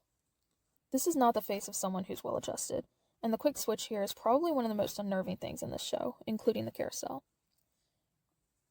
Ragatha is sent to the loser corner, and hopping back to see the other two characters that also exist, Gangle and Zooble. They seem like they're having a much calmer time than everyone else, as Zooble searches for the Tommy gun for Gangle. Gangle, however, isn't holding up too well, as she's stuck thinking about Jax and whatever his revenge is going to be for her choosing to team with Zooble over him. Honestly, I couldn't do this scene justice unless I just quoted it, so if you haven't seen it already, or if you don't remember, go back and watch it. To summarize it the best I can, though, we get to learn a bit more about Gangle's view of her relationship to Jax, as she tells Zooble it feels like she's just his toy. Zooble brings up the Avatar gimmick and tries to comfort Gangle over it, trying to get her to love herself and leave Jax behind her. And honestly, I love seeing these two's dynamic as they become closer friends. It isn't treated as a one person saving another from themselves, codependent, knight in shining armor type of friendship, but rather we've started to see a healthier bond forming here between them as Zooble's found a legitimate connection with someone, and Gangle's found someone who doesn't just stand up for her, but encourages her to stand up for herself. And honestly, hats off to Gooseworks, Glitch Productions, etc. for that. Corn. We're talking about corn again, guys. Have you ever had corn? Have you ever eaten it? Have you truly ever tasted corn? It deserves to be acknowledged. Pomni asks about Jax's fear of corn, as established in the 5th episode, and comes to the conclusion that he has some form of trypophobia. For anyone who doesn't know what trypophobia is, in short, it's the fear or revulsion of small holes that can be triggered by things such as seeds, spots, pebbles in concrete, sponges, lotus flower heads, honeycombs, pomegranates, etc. I won't go too deep into it, but I will post the links I used in the description of this video for anyone who's interested in learning more. Now, I know I'm not the only one who's come up with the theory that Jax's trypophobia is linked to the abstractions. There's a solid possibility here with Jax's friend abstracting, possibly more than one, and his own fear. I mean, imagine going to see someone and opening the door to find this. I will say, however, that he's shown more fear of corn, specifically, than he has of the actual abstractions themselves. He also didn't show any aversion to the Gloink Queen. To add to that, he said it reminded him of an egg sac, so it could be that and no deeper meaning. This could be something that the creators of the show added in after episode 1, hence why it didn't seem to match up, or it could simply be surface level and not trauma related. It could also be another connection to eggs, strangely enough. It is possible, but considering this is the Amazing Digital Circus we're talking about, I'd be surprised if there wasn't a deeper meaning behind it. I'm learning a lot about you today. Let's not forget we're here to kill people. Shortly after this conversation, Pomni and Jax come across Kinger. I'm right behind you, aren't I? They all enter into a shootout inside a dark hallway with no one utilizing the light switch, and Jax accidentally shoots Pomni in the back. Literally this time, but yeah.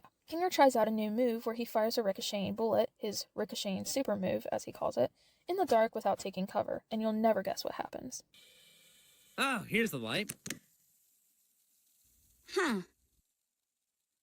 High five! Yeah! Kinger responds in the loser corner with Ragatha, who doesn't appear to be holding up too well, but she's concerned about Pomni becoming like Jax, and feeling like she's failed Pomni just as she feels she did Jax. This is interesting to me.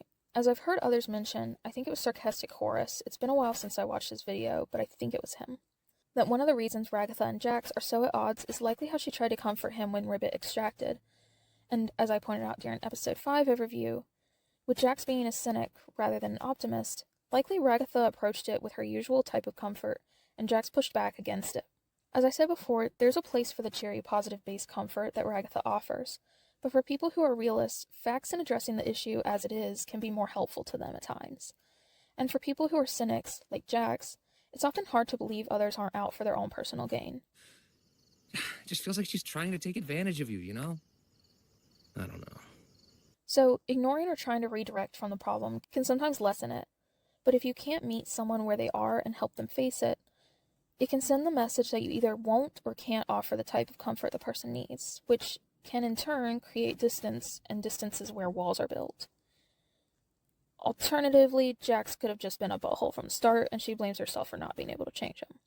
But in all seriousness, this scene is great, and the advice Kinger gives Ragatha here is spot on. As one of those who traveled in groups of 3, there are a lot of times where one person would go off on their own for hours, days, weeks, even months at a time. But the thing about relationships, at least the ones worth holding on to, is that you shouldn't have to constantly chase someone to make sure you stay in touch. Healthy relationships, regardless of the type, require trust, and part of that trust is dependability. Knowing who will show up when you need them, and being secure enough to give people space when they need it. We all go through and deal with things differently, and sometimes you just need to let people do things their own way, as long as you're still there when they need you.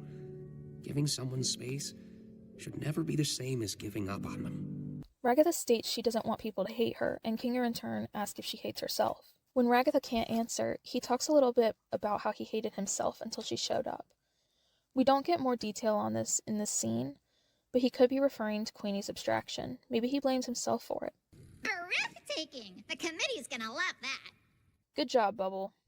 Going back to Zubul and Gangle, who are now being pursued by Jax and Pomni, they reach a dead end and have run out of ammo, which should be the end for them, except Jax and Pomni have both run out as well, with Pomni having a single rifle shot, but no rifle. That's when Gangle sees the Tommy gun and, asking for her mask back from Zubul, lives out her fantasy of firing while laughing maniacally. She's a terrible shot, but at least she's having fun. Watching this scene, I feel like the series could have gone very differently had Jax and Gangle been friends instead of enemies. Pomni finds a rifle, loads it like a champ, and fires, successfully taking out Gangle. Zubul runs to her room, loading up on weapons and arms, and Jax and Pomni burst into song outside, singing Daisy Bell to lure her out. Fun fact for you, the song Daisy Bell was written in 1892 by Harry Dacker. It was also the first song sung by a computer, the IBM 7094, according to Ohio Technical College's website that won't load for some reason, whatever that means, in 1961. It has since appeared in 2001, A Space Odyssey, Futurama, and is one of the songs that will play if asking Bonzi Buddy, Amazon's Alexa, or Google's Cortana to sing a song. There's that guy again. Are these just committee members? The harmonizing, animation, and choreography in this scene is really well done, and you just know the Jomny Chippers are going crazy. But more importantly, the song works to lure Zubul out, a little too well, and Pomni and Jax are both showered in bullets, and both lose a heart, ending up on their last lives. Pomni runs off after Zubul, calling Jax her partner, and reminding him of Ribbit and Kaufmo. Pomni uses cartoon logic to shoot a single bullet into the ceiling, causing it to ricochet into all 4 of Zubul's guns, knocking them out of her hands, and then into Zubul herself, knocking her down.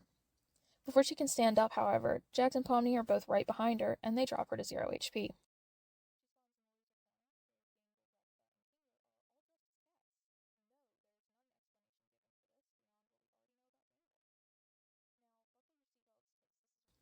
She spawns in the loser corner, where Gangle, Ragatha, and Kinger are all dressed as cats. No, there's not an explanation given for this beyond what we already know about Gangle. Now, buckle your seatbelts, because this is where it gets rough. Pomni and Jax are the only 2 left, everyone else is dressed as cats, possibly in this room, and presumably waiting for Kane to release them whenever he returns. Pomni gives Jax a hug, and he pushes her away, which they both seem shocked about, but brush off before she goes back into character with, I suppose this is the part where one of us betrays the other. But Jax clearly isn't paying attention, still staring at his hand. Realizing Jax is fine with being betrayed, she backs out, suggesting they just stay winners as a team. Jax starting in on the insults, gaslighting, and other mind games, trying to get her to shoot him first, presumably as a way of keeping himself separate from Pomni rather than running the risk of another friend abstracting, and trying to get it to be her choice so he doesn't have to be the one responsible for it. Pomni keeps trying to figure out what she did wrong, as Jax insists they were never a team and never friends. The topic of Kaufmo's funeral comes up, and how he never shows up to any of the funerals, with Pomni stating that this is what causes people to abstract in the first place, at which point Jax turns from playing the funny guy to aggression, as he believes she's blaming him for the abstraction, saying Are you seriously gonna blame me for something that everybody else did too? You didn't even know him. You don't even know what people are like before they abstract. They are not pleasant to be around. Now, there's a lot to unpack in this monologue, but the scene is sort of the crown jewel of it, so to speak. This assumption on Jax's part is what led to the theory that Jax was responsible for Ribbit's abstraction, carrying some guilt over it. And while that could be true, I also think what he says is directly in line with what we know about Kaufmo's abstraction in and prior to episode 1. Jax states here, Are you seriously gonna blame me for something that everybody else did too? and looking back at episode 1, we have Gangle and Ragatha both expressing guilt over a previous moment they had with Kaufmo. Kaufmo, listen, I know we didn't always get along, like when you called me out for big laughing at your jokes. I swear I really did think they were funny. I was just having a bit of a bad day. How is Kaufmo doing? I hope he's not still mad at me for not laughing at his jokes. It's good to know he hasn't completely lost his mind. Looking back through the series thus far, you can see Jax's real personality conflicts with the one he presents. It's clear he doesn't fully know who he is all the way through the series, as much as he tries to play a role, which is likely why he comes off as so many different extremes. The ordinary. A little funeral service to remember the people who abstract.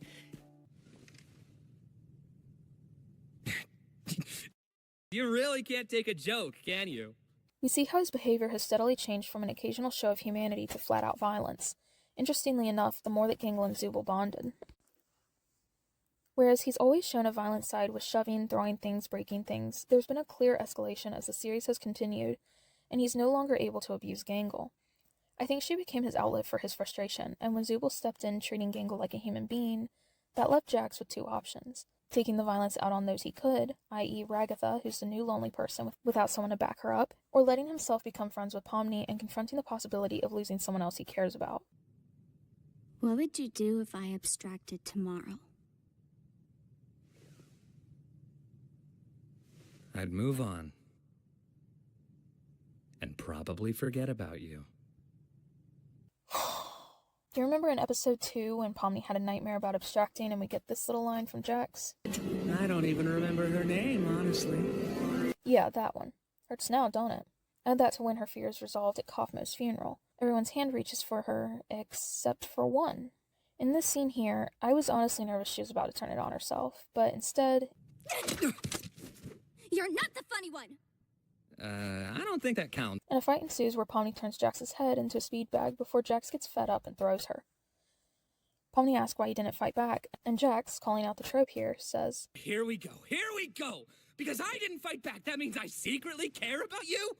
I'm just a misunderstood little chicken fetus in an egg that needs to be cracked open. Before completely going full villain monologue and telling her there's nothing more to him, so leave him alone. Okay, few things. Number 1, he says please. So clearly there's something more to this, and we will absolutely all keep digging.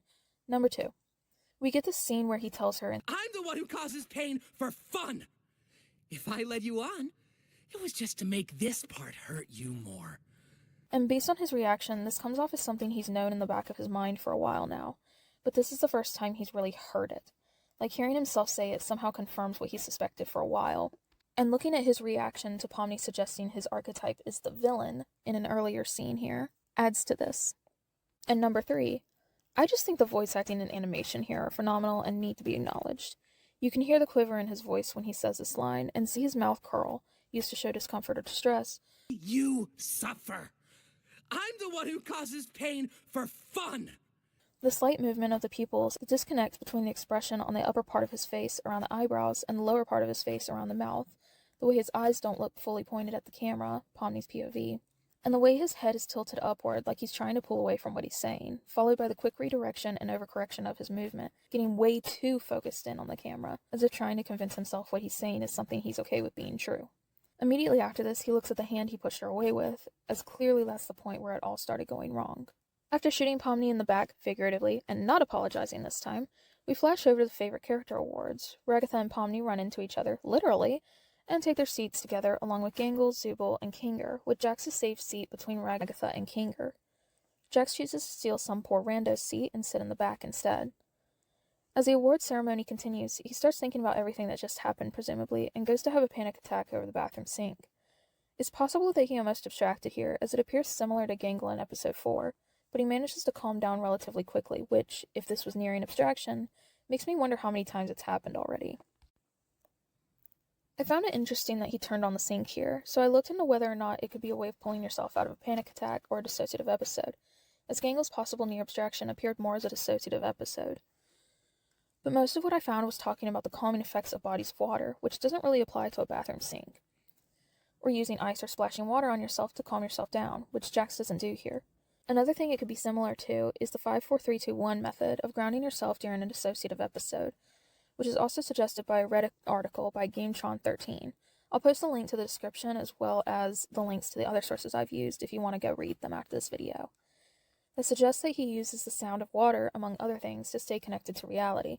This honestly makes the scene more nerve-wracking, though, as the sound of water cuts out for a solid few seconds.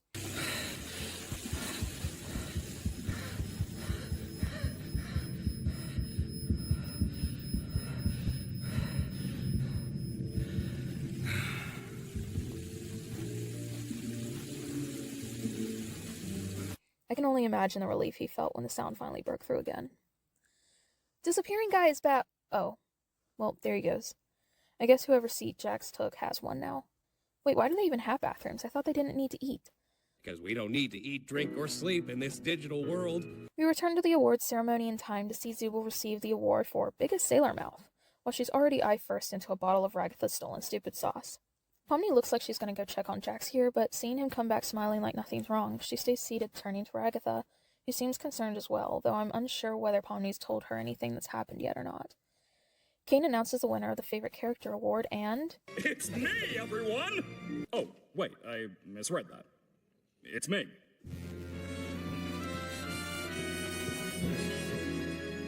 You shouldn't have assumed you won the award. Now we both look foolish. Poor Ming. Here we get the first post-credit scene of the series thus far, where Kane looks at the votes and... Ouch. That is impressive, though, considering Ming wasn't even on the list. Fair warning, there are some spoilers ahead for Avatar: The Last Airbender, Undertale, and The Amazing World of Gumball. You have been warned. I think the first instinct upon seeing Jax is to group him with the Sakazuko crowd, the bad or flawed guy with a heart of gold, when in actuality he fits more into the flowy Rob Azula crowd. With the best justification you can give his behavior is he's so in his own head at times that he genuinely doesn't see the issue. Do you think Gangle is actually capable of being happy? What? Maybe. She just doesn't want to hang out with someone who's mean to her all the time. She likes when I'm mean to her, though. Do you think Jax is gonna be mad that I didn't team up with him? He probably wants revenge, and he's gonna make it painful. Like, you can see his potential to be a decent person, but whereas the bad boy with a heart of gold stereotype typically has an external factor that's keeping them from being their best selves, and removing that factor allows the good in them to shine, characters like Jax aren't being held to a standard of being a jerk. If anything, his behavior is actively discouraged by everyone around him, except Kinger. Remember when you got high at McDonald's and told Gangle to kill herself? No, that was funny. Gangle to kill herself? Who likely doesn't even register the mean things Jax says to him. For years. Old Kinger over there's supposedly been here the longest. That's why he's crazy. Which leaves Crybaby and Hoo-Ha together to go handle the Zubul situation. Do you think pairing them up together is a good idea? Of course I do. They're the two most mentally stable and capable characters to be paired together. Come on, ladies. Let's go harass the clown. Actually asked me to give you this. I mean, no offense, Kinger, but I always thought you would be next. Thank you. Guess it just goes to show you can't rely on Kinger for anything. Lay off it. Since when are you an expert on the digital world? Expert on the what? Here it is. All right, Pomni, you just stay like that. So what was it like being stuck with a nutcase? It wasn't that bad, actually.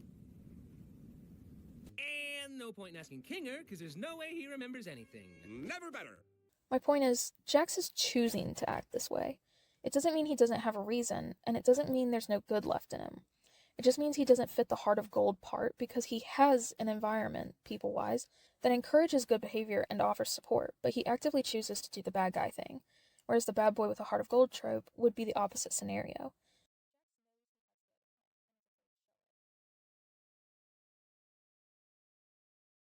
Jax knows he has good in him and is afraid to show it. He's afraid to make more friends, understandably, because he's afraid to lose them, but having a logical line of reasoning for the behavior just helps us to understand. It doesn't do anything to justify it. But I just said it was an accident. Unbelievable. You are Why do you unbelievable. always make me out to be the bad guy? I'm not really a bad guy. Oh, right, of course. What was I thinking? Beach episode. The beach episode, doubling as a sneak peek for episode 7, takes place by the lake outside of the circus. Pomni, being the brave little jester she is, goes first when trying Kane's clothing tent. She comes out unharmed, which is good, as this thing reminds me of that one machine in SpongeBob. Everyone else gets changed, except Jax, who we see pouting in the background instead of joining in. Wow, you look mediocre. If you ever need a sunburn, give me a call. I appreciate the sun here. So kind of her to offer free sunburns. Some places you have to pay. Zubul draws Jax's face onto a watermelon Gangle apparently decided she already has a personal vendetta against, and obliterates it. A couple of things I find interesting here, though, is that, 1, Jax isn't seen bullying Gangle, but is still nearby, telling me that, as we could tell from his monologue, he does want a connection with the group, but doesn't want to show that, which honestly makes Zubul and Gangle destroying the watermelon with his face on it kinda sad, even if their reasons for not liking him are perfectly valid. And 2, Gangle is seen with her tragedy mask here, yet she's smiling, which is something we started to see near the end of episode 4. And it works to show her personal character development, as she's able to find some actual joy rather than masking all the time. Now, I remember reading online that something's supposed to happen with Jax's character in episode 7, which, at the time of writing the script, hasn't come out yet. So I'm glad to see he's still there in the sneak peek. However, I do find it concerning that he's so secluded and in the background. As much as I want him to survive and work through his issues, he's starting to meet some of the criteria of someone who's going to abstract. Isolation, not pleasant to be around, distortion of reality, the abandonment of and from the other characters that we've seen associated with abstracting before. All of this to say, I think a beach episode would be fun, but I also get the feeling it's going to dive deeper into the situation with Jax and Ribbit, and I'm not so sure it'll have a happy ending. And there you have it, the episode recap. Now, on to the remaining points I want to cover. But what's an award show without honorable mentions and subcategories? That's right, it's bad! Theories. So, moving on to the theories section of this overview. I have a few to cover, so I'll go through them relatively quickly. First off is the crazy theory. This builds off of a theory covered by Sarcastic Chorus that Kane and Kinger are both PCs who've been in the circus long enough to go crazy. If you haven't watched his videos, I recommend you go do that. The links are in this description, as he goes into it differently than I cover here, and if you're interested, it's definitely worth the watch. In short, though, it theorizes that Kane was a player character that lost his mind to the point of believing he's a leader of the circus, but not enough to abstract. We see throughout the series that characters like Kinger can do cartoon logic things by simply believing that they can. Kinger summoning the healing butterfly, Pomni auto-aiming her bullets, Ragatha clogging and backfiring Jax's gun with her finger, Jax pulling items out of nowhere, getting them without anyone noticing, hitting the ball to the centipede because he's done playing. And this is a relatively new concept to the characters that still embrace reality, such as Zubul and Gangle, who haven't shown this yet, unless summoning the cat outfits was Gangle. Asset to the Spudsies Corporation. When did you make this? Ragatha, who seemed surprised when she and Kinger both put a twist on their reality, and Pomni, who had to learn to let go of reality in order to use this ability. On the other hand, those who are well versed in this concept are Jax the cartoon rabbit, Kinger the crazy one, Pomni in her chaotic evil form mostly, and Kane, who hasn't seen the inside of a smart sauce in quite a while. With this theory, it would make sense if Kane was once just another player in the game. Wait, what? But if I start losing track of who's a human and who's an NPC, who knows what could happen? And Kinger's craziness could be why he doesn't remember him. Theory number 2 is the evil Kane theory. This is the theory that Kane is intentionally keeping them trapped in the circus despite knowing a way out, either currently or knowing that they had an opportunity after first uploading, while they were experiencing the digital hallucinations. Looking at Kane's behavior throughout the show, and specifically the first episode, we can see quite a few things that Kane does that are suspicious at best. When Pomni first gets to the circus, she realizes she can't remember her name, and Kane assigns a new one when she's unable to decide a new one for herself. However, we see later in the show that they can all remember their lives before the circus, so why not their names? Kane states that the player's minds are one of the few things he doesn't have control over, thus relieving him of taking responsibility for it, only he does have control over their minds, as we see him make Jax a vegan, not only controlling his mindset, but seemingly putting words in his mouth. Give me a whiskey sour, but hold the egg white, since I'm a vegan. What? I hate this! How is this even possible? I thought Kane couldn't... You can't do that. What do you mean you can do that? Also, the scene where he controls his mind yet again, so he doesn't have to repeat himself. Now, benefit of the doubt here. If Kane's real goal is to entertain, maybe he's incapable of controlling their minds, but is able to do so if the majority votes for him to. But if that's the case, could the players have used cartoon logic to vote for the abstractions to be healed? What about the exits? Maybe when Kane tried to make the exit for them, he failed because if he is an AI, he thought that giving them an exit would make them happy, since that's what they want, right? But not including an actual exit. Or why no one voted for him in episode 6? Maybe they can only vote for players to avoid bugs in the program, such as unbeatable bots in competitions. Maybe the abstractions are no longer considered players and thus can't be voted for, as they're neither NPCs or PCs. Anywho, going back to the mind control issue, why block their names and not their lives? This could be Kane's way of keeping them coherent, but removing their identity or creating a link between their identities and the game or himself. I don't know if they remember what they looked like outside of the circus, but judging by Jack's, Zubul, and Pomni's shock and hatred of their new bodies, I can only assume they do. Welcome to your new home. And your new body. Their names could also be a variable that gets updated when they're uploaded into the game, an unintended side effect where their name must be defined in the circus's code before they can use it. Personally, though, I think it's a way of Kane exerting control over them by directly connecting their identities to himself. We see him repeatedly acting like he doesn't believe his own statements. Saying something and then realizing, actually, no, you're wrong, is one thing. But Kane seems to already know what he's saying isn't true. For example, rolling his eyes when he tells Pomni he can't control their minds, or when he taps his fingers after telling her the exit is a digital hallucination. Granted, we find out he is, in fact, lying, and just trying to keep them from trying his unfinished work, if that is what the exit actually was, and not just another lie, since we never see his finished version, and is barely brought back up. But this shows two things. One, he's willing to lie, and two, he can't help but give himself away at some point. Turning our attention to Kaufmo's room in episode 1, for example, we can see the drawings of exits all over his room, but among them is this really disturbing picture of Kane. Did Kane cause Kaufmo to abstract intentionally? Or was it unintentional and Kane's fake exit just made the situation worse?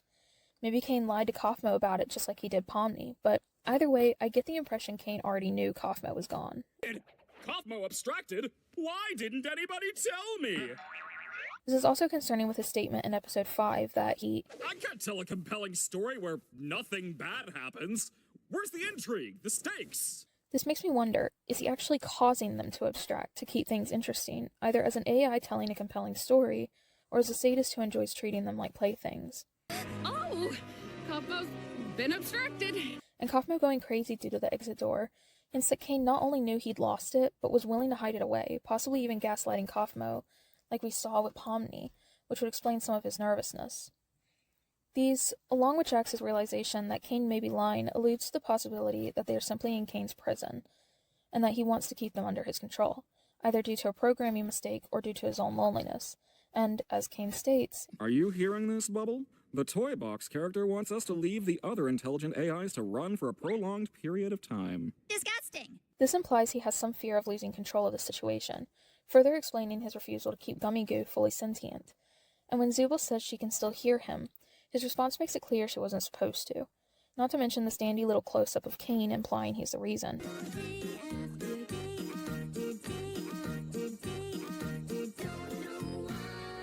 Glancing back at episode 1, Ragatha makes the comment, Okay, wait. Maybe there's still time to fix him before we get Kane. And while we find out this is likely because she wants to avoid Kaufmo being sealed away, I still question what Kane's doing with the abstractions. Kinger talks about how being in the dark helped Queenie calm down, and made her safe to touch, which explains why Kane keeps them all locked in darkness. But this also means they're aware, even if they aren't the same as they were before abstracting. She wasn't the same as before, but she was calm enough to touch one last time before she got sent to the cellar. That being said, in episode 2, immediately after Kaufmo abstracts, King creates a new and improved AI the morning after Kaufmo's abstraction. This is a 57% more immersive AI that seems conscious and aware, even apart from the players, with Gummy Goo having memories of his mom but not remembering what she looks like. So, this begs the question, is Kane using the abstractions as AI to update the circus? If he himself is an AI, it would make sense. He's recycling resources. But how else did he manage to update the game, and why all of a sudden? So this is the circus, huh? I gotta get used to this. Oh, looks like one of these guys made it through. Could Gummy Goo's consciousness have been a player's at some point? Could this explain all of the artist dolls running around that are NPCs but allowed to be in the circus? Did Kane initially try to recreate abstracted players and confuse himself between PC and NPC? If I start losing track of who's a human and who's an NPC, who knows what could happen? What about the demon that taunted Kinger asking about his wife? Could that have been a concerned friend at some point? And is abstraction just a further loss of control rather than an end? Now what the heck happened around here? Oh yeah, my doing. And what's with the number 57? Is this the number of abstractions? Is each abstraction a percentage? Okay, a number 57. I'm testing out a new AI in this one. It should be 57 times more immersive. Lonely Kane theory. This is an alternative version of the evil Kane theory, where Kane isn't doing this out of malice, but due to a similar loneliness as the main characters. He's shown throughout the series to place his value on their perceptions of him, dragging Zubul into therapy sessions and adventures, becoming increasingly short-tempered as she continuously questions him, and starting to crash whenever it's implied he isn't as needed or included as he'd like to be. In episode 6, we see Kane looking at a photo of the computer. It's possible this is a continuation of his work on the exit, or it could be showing his dilemma between offering the players a way out or continuing to let them suffer for the sake of his own loneliness. I do not use my adventures to torture my guests. Any torment I inflict is 100% accidental, like any good war criminal. Being unable to follow. Or maybe this is just another hint to the crazy theory, implying that Kane is another player, also hoping for an escape. Maybe Kane's secretly some hero that's just pretending to be an AI to provide some form of structure to their imprisonment, and doesn't actually have the extensive control we're being led to believe. But Kane saying he doesn't know what's in the void adds to the idea of him being part of the game and not knowing what's in the real world.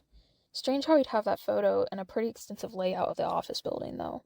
And Kane, who seems so determined to make the PCs like him, seems pretty unbothered by the abstractions. But on the other hand, he doesn't seem to know how to connect with them in a peaceful way.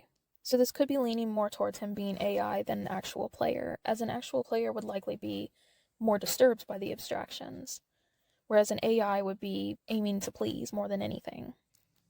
Healthcare theory. Another theory I've heard, my mom's actually, is that they're all trapped there until they address whatever their underlying psychological issue is, and abstraction is when they either succeed and leave or fail to do so. Man, I can't believe Kaufmo just gave up like that. Clearly Kane's AI is meant to gravitate towards addressing behavioral issues, but severely fails to do so, making me question if the program was left incomplete, resulting in all of the players being left worse off by a program originally intended to help them. Looking at the characters, we can see this a little bit. Zubul, for example, likely deals with some form of body dysmorphia and low self-esteem. These avatar gimmicks, huh? Makes you wonder why no one else got them. Based on what I said about her in the episode 6 overview, she likely had some form of substance use that she tried to bury these struggles with, and that likely stems from her childhood or teen years, as she seems perfectly fine standing up to people like Kane or Jax, and has taken on a protector role for Gangle. You have to choose to love yourself, even if it doesn't make sense. You ever had to make that choice? Huh? Sorry, of course not. You're Zubul.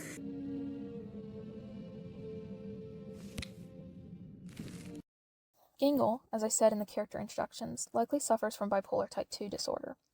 We see how it affected her job, her time as a college student before dropping out, her ability to connect with those around her, and how it affects her ability to show enjoyment or experience enjoyment, even when doing things she would otherwise find enjoyment in, and how it caused her to give up on her other goals in life. Now, I know what you're thinking. I don't want a career in fast food. I want to be a comic artist and eventually launch my own manga-inspired webcomic. And it's cool to have dreams, but you also need to remember that they're completely unrealistic, and you need to stop trying. I worked in fast food. You've done more than that. What about your art? I was in community college for graphic design, but I dropped out. I didn't really pursue art much after that. Jax needs help with emotional regulation. He deals with angry outbursts, violent tendencies, shows inappropriate or abusive social behaviors, constantly gaslights, projects and redirects conversations away from himself, and refuses to show any negative emotion that can't be expressed through or covered by violence or anger. He frequently shows disregard for the physical or emotional health and safety of those around him. Sorry, that was probably pretty traumatic for you. Oh, remember when you got high at McDonald's and told Gangle to kill herself? No, that was funny. What? I didn't so. Let yourself be mean sometimes. Pomni seems to have trouble finding who exactly she is. She clearly wants to think and speak for herself. I'm not a child. You don't have to hype me up. Omni, you ever have any jobs? Or are you too young for that? I'm 25 years old. Would you stop trying to force her to act like you? Oh yeah, I should force her to be happy all the time instead, right? Well, it's better than turning her into some insensitive jerk who deflects everything. I can think for myself, guys. Hey, I ain't forcing anything on you. But also has a tendency to become whatever others expect of her. It's like she wants to be her own person, but not if anyone else has a problem with it. As they're going to face the wrath of Pomni the Evil! It's kind of cringe. So, despite her confident appearance, I think she's dealing with some self-esteem issues. Ah, YouTuber. Not really. Nobody watched them. It was just something I did for me. Kinger stating that I hated myself. I couldn't help but hate myself for the things I thought I was responsible for. combined with his 7 years of computer science and ability to fire a gun calmly under pressure. Let's make them count. Yeah. Stay behind me. It makes me wonder if he was a war veteran of some kind. And finally, Ragatha seems to have some childhood trauma, possibly due to narcissistic or emotional abuse. The moment her mother comes up, she moves into a defensive position and starts displaying signs of insecurity, trying to self-soothe, and refusing to make eye contact before deflecting and minimizing everything she just said once she sees the other's reactions to it. This is something I've seen happen with people with childhood trauma, where they start telling you what happened, but as soon as your reaction seems like you disapprove of their abuser, they immediately try to lighten the situation to either avoid making the abuser look bad, as they've been taught to do by the abuser, or they'll do so to avoid making you feel bad, as they've been raised to be overly and outwardly empathetic, so they'll accept fault for the horrible things that happen to them. We see this happen in episode 2, where Ragatha empathizes with Pomni leaving her to die. Be doing all right. I know yesterday was a bit of a doozy. Oh, and don't worry about the whole abandoning me for the exit thing. It's perfectly understandable what you were going through at the time, and there's no hard feelings. You're all good. Well, let's forget about all that. Horses and chickens and my mother. Well, my mother was a lot. I'm sure she doesn't miss me. I certainly don't miss the yelling, and the braiding, and guilt tripping. Before brushing it off as her being an ordinary farm girl. I think I might have failed Pomni. Just like I failed Jax. I tried too hard to get on their good side, and then I just end up pushing them away. And then they end up hating me. She came to me wanting to be on my team. I said no. Oh, why did I do that? I don't even know what I want. I just want everyone to be happy. And I don't want people to hate me. Do you hate yourself? Theory number 5, experimentation theory. The experimentation theory suggests that they could all be part of an experiment on the study of human connection and behavior. Since there are so many eyes watching them, Kane is constantly running adventures where they're all given free rein throughout the adventure, as he continues to throw a variety of scenarios at them, some involving teamwork and others allowing separation, some forcing separation, like episode 3, while he monitors them with his millions of eyes, knowing exactly when they finish. Not to mention they all seem to come from different paths and lives, but are approximately the same age, with Zubul being 22, Jax being 22, but younger than Zubul, Pomni being 25, Gangle 26, Ragatha 30, and Kinger being the exception at 48. They all have different backgrounds and vary by demographic, with some male and some female, some rich and others likely poor. None of them mention being part of an experiment. However, it would explain how some of them would end up here had they volunteered. Or maybe the first few did, but the program got abandoned and continues to run completely unchecked years later. Jax and Kinger theory. I think it's been made pretty obvious throughout the show that emotional problems are running rampant. However, with Jax's refusal to accept help when offered, the chances of Jax abstracting before the end continues to increase despite the other characters being either unaware or uncaring of this. However, there's another character who the main characters thought would abstract first. This got me thinking, of all the characters that are trapped in the circus, who are the two that have the most in common? Gangle and Zubul have a friendship that takes on a protector and sunshine character dynamic, as Gangle becomes more confident. Kinger, Ragatha, and Pomni have, in some way, all become the therapists of the group, with Pomni helping in an abstract and theoretical way, Ragatha helping as a sort of mentor, and Kinger speaking from his own experience. But then we have Jax, who's taken on the role of the bully or villain, but as we saw in episode 6, it's an act to cover something else up. We see how Ragatha and Jax conflict with her relying on positivity, and him leaning towards cynicism, being a realist who's denying reality. I just want to make sure you're doing all right. You know, we care about you. Why are you always pretending everything's always fine? Like, if you tell someone they're loved and appreciated every day, it just kind of loses all meaning. It just feels like she's trying to take advantage of you, you know? I don't know. We see Pomni connect with him through her down-to-earth nature, and him start to trust her. But I think of all the characters in the circus, the two that share the most similarities are Jax and Kinger. We find out in episode 3 that Kinger lost his wife in the circus. He can't recall exactly how it happened, but remembers the dark from the pillar fort, calming her down. This, along with the fact that it gives him some clarity, explains why he spends so much time in there. We get statements from him about how he couldn't help but blame himself for the things he'd done, which makes me wonder if this includes Queenie, his wife's, abstraction. Now going over to Jax, post-episode 6, we can see that his situation, when compared with the others in the circus, is the closest to Kinger's, as they've all lost friends and companions, but Jax and Kinger seem to be the most affected by it. We know that Jax doesn't attend the funerals, either out of fear of anything that may connect him to more people, i.e. grieving with them instead of alone, or because he's in denial and refusing to let the reality of their situation sink in. Is this why you didn't show up to Kaufmo's funeral? I don't show up to any funerals. Yeah, I bet you don't. Because you're scared. You're scared you'll actually show a human emotion. I'm scared I'll be bored to tears. We get hints pretty early on that he cares for the people who abstracted, but won't allow himself to show it. You'll never know until it's too late. I've been looking for this. Thanks for keeping an eye on it, Coffee. I'm gonna head out now. See ya. What would you do if I abstracted tomorrow? I'd move on. And probably forget about you. I understand. You really can't take a joke, can you? Whereas Kinger has acknowledged and accepted his wife's abstraction, there's a large ripple effect that's happened with Jax after losing Ribbit and Kaufmo, although it's unclear how close he and Kaufmo were. Kaufmo the clown and the funny guy would make sense as a duo, and Kaufmo's abstraction clearly had an effect on him. Kinger and Jax, despite their different approaches, which makes sense as Jax is half Kinger's age and thus less accepting of things, both take comfort in genuine interaction, with Jax's problems arising when he cuts himself off from it. I don't know. Also, she's dumb and she looks weird. I think even though everyone in the circus has dealt with the loss of friends and companions, it seems to hit Jax and Kinger the most, with Kinger's statements that I hated myself. I couldn't help but hate myself for the things I thought I was responsible for. I thought I'd lost everything. But then you showed up, and my outlook just changed. When speaking to Ragatha, and the fact that no one knew about Kinger's wife. That would place both Queenie's abstraction and whatever he thought he was responsible for before Ragatha's arrival, and likely Kinger went insane before Jax lost Ribbit, as Ragatha was the one to step in when, based on what we now know about Kinger, he wouldn't be against helping.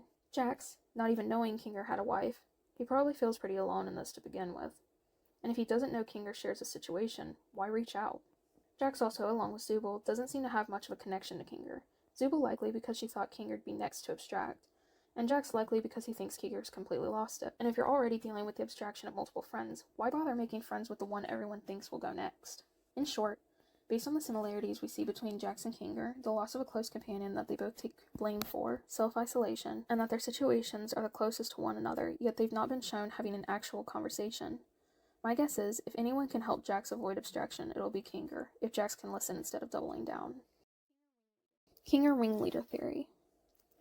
I'm not the one to come up with the theory that Kinger invented the circus, but I think it makes a lot of sense, so I wanted to go over it here. Also, there are some things that I wanted to add. I think Kinger worked at the C&A office prior to it being abandoned, as we know he took 7 years of computer science and would likely be in some form of computer-related job. Since he mentions in his talk with Ragatha that he couldn't help but blame himself for the things he thought he was responsible for, I think he not only worked at the office, but invented the program, and all of his co-workers in the building became the first ones trapped there, with Kinger being the last one left after they all abstracted. Abstraction could also be a form of death. Man, I can't believe Kaufmo just gave up like that. As Kinger didn't remember the exact events that led to him and Queenie being in the tent after she abstracted, it could be that she had passed. This would also explain why everyone currently in the circus is relatively young, and for what I'm assuming is the 2000s. With their ages being 22, 22, and 25, being 26 and 30, and Kinger being 48. Now, the first computer was the Atanasoff-Berry computer, built in 1942, followed by the ENIAC in 1945, with the first computer game being Space War in 1962, so it makes sense there aren't any Victorians running around. But they all seem relatively close in age, being on the lower end of the age scale, with Kinger being the only middle-aged one there. Bringing up how abstraction could be caused by a variety of things: death, insanity, or losing your will to live. It could be that Kinger built the program as a way to help people find some joy in life by providing a happy, almost anything goes kind of environment, with the abstractions being a completely unintended side effect of an error in the code, as I mentioned at the beginning of this overview.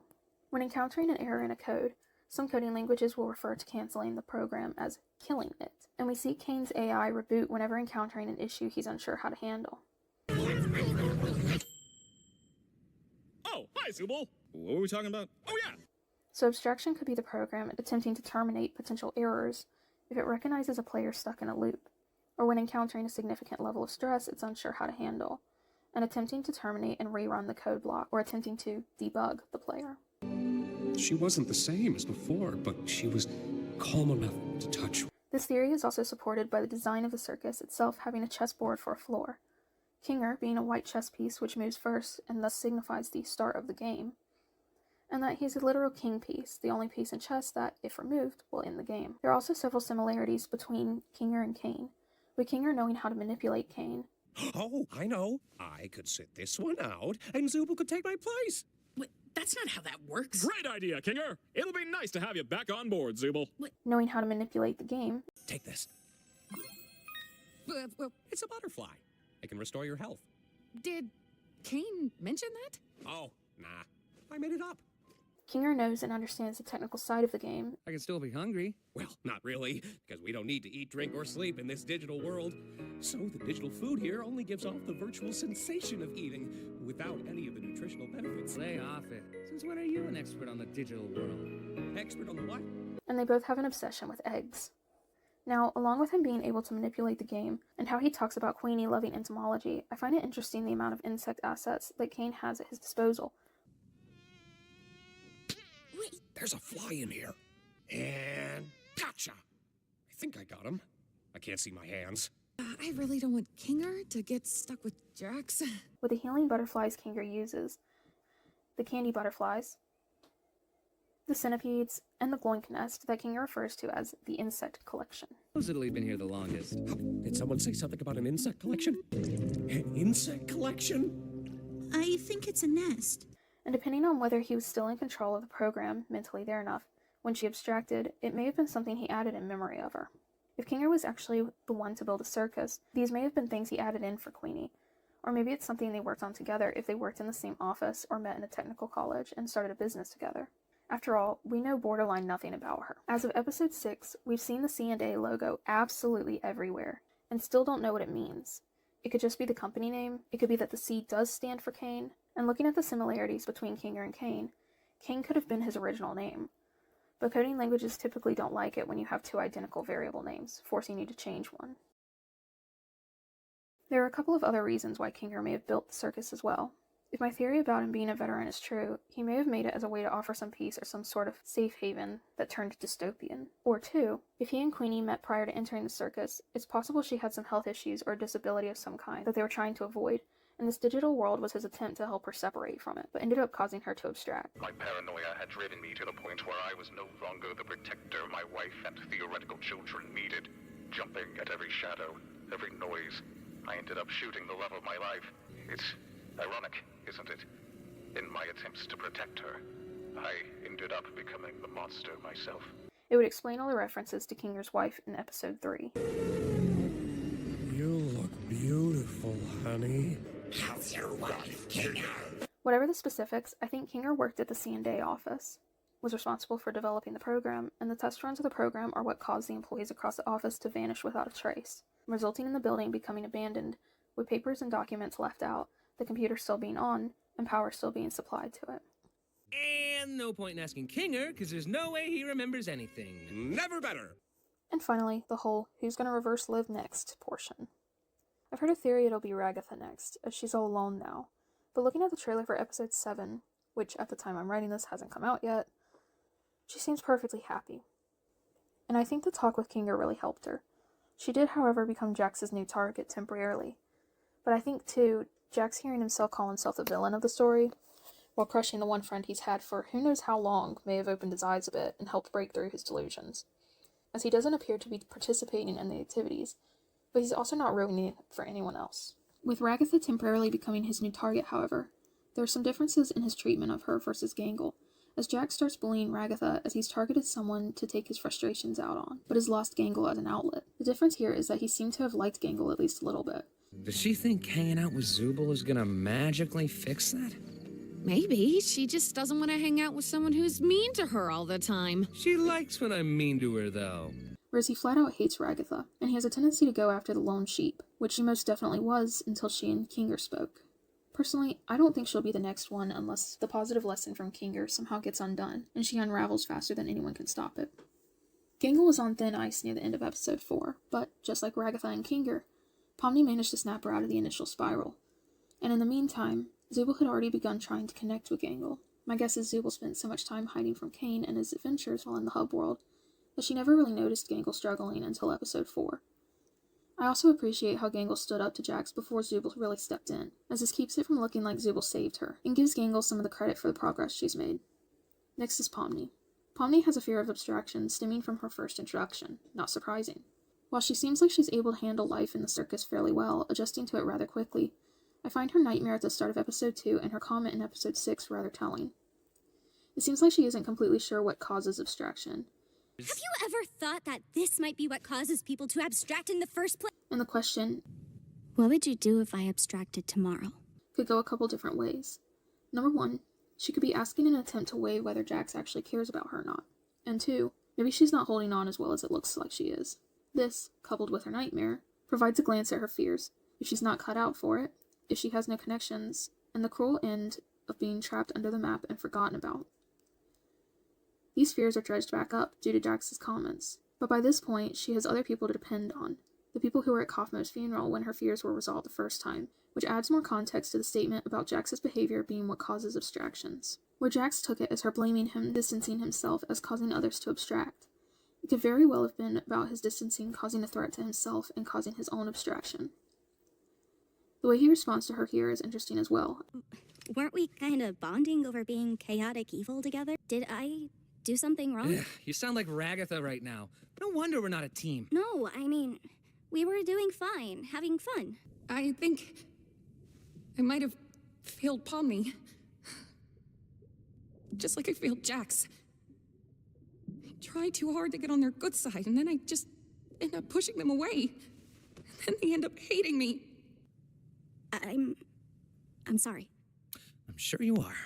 As this shows him starting to connect her to Ragatha in his head and start to respond to her as if she's Ragatha, being skeptical of her apology. But this leads me to my final point here, Jax.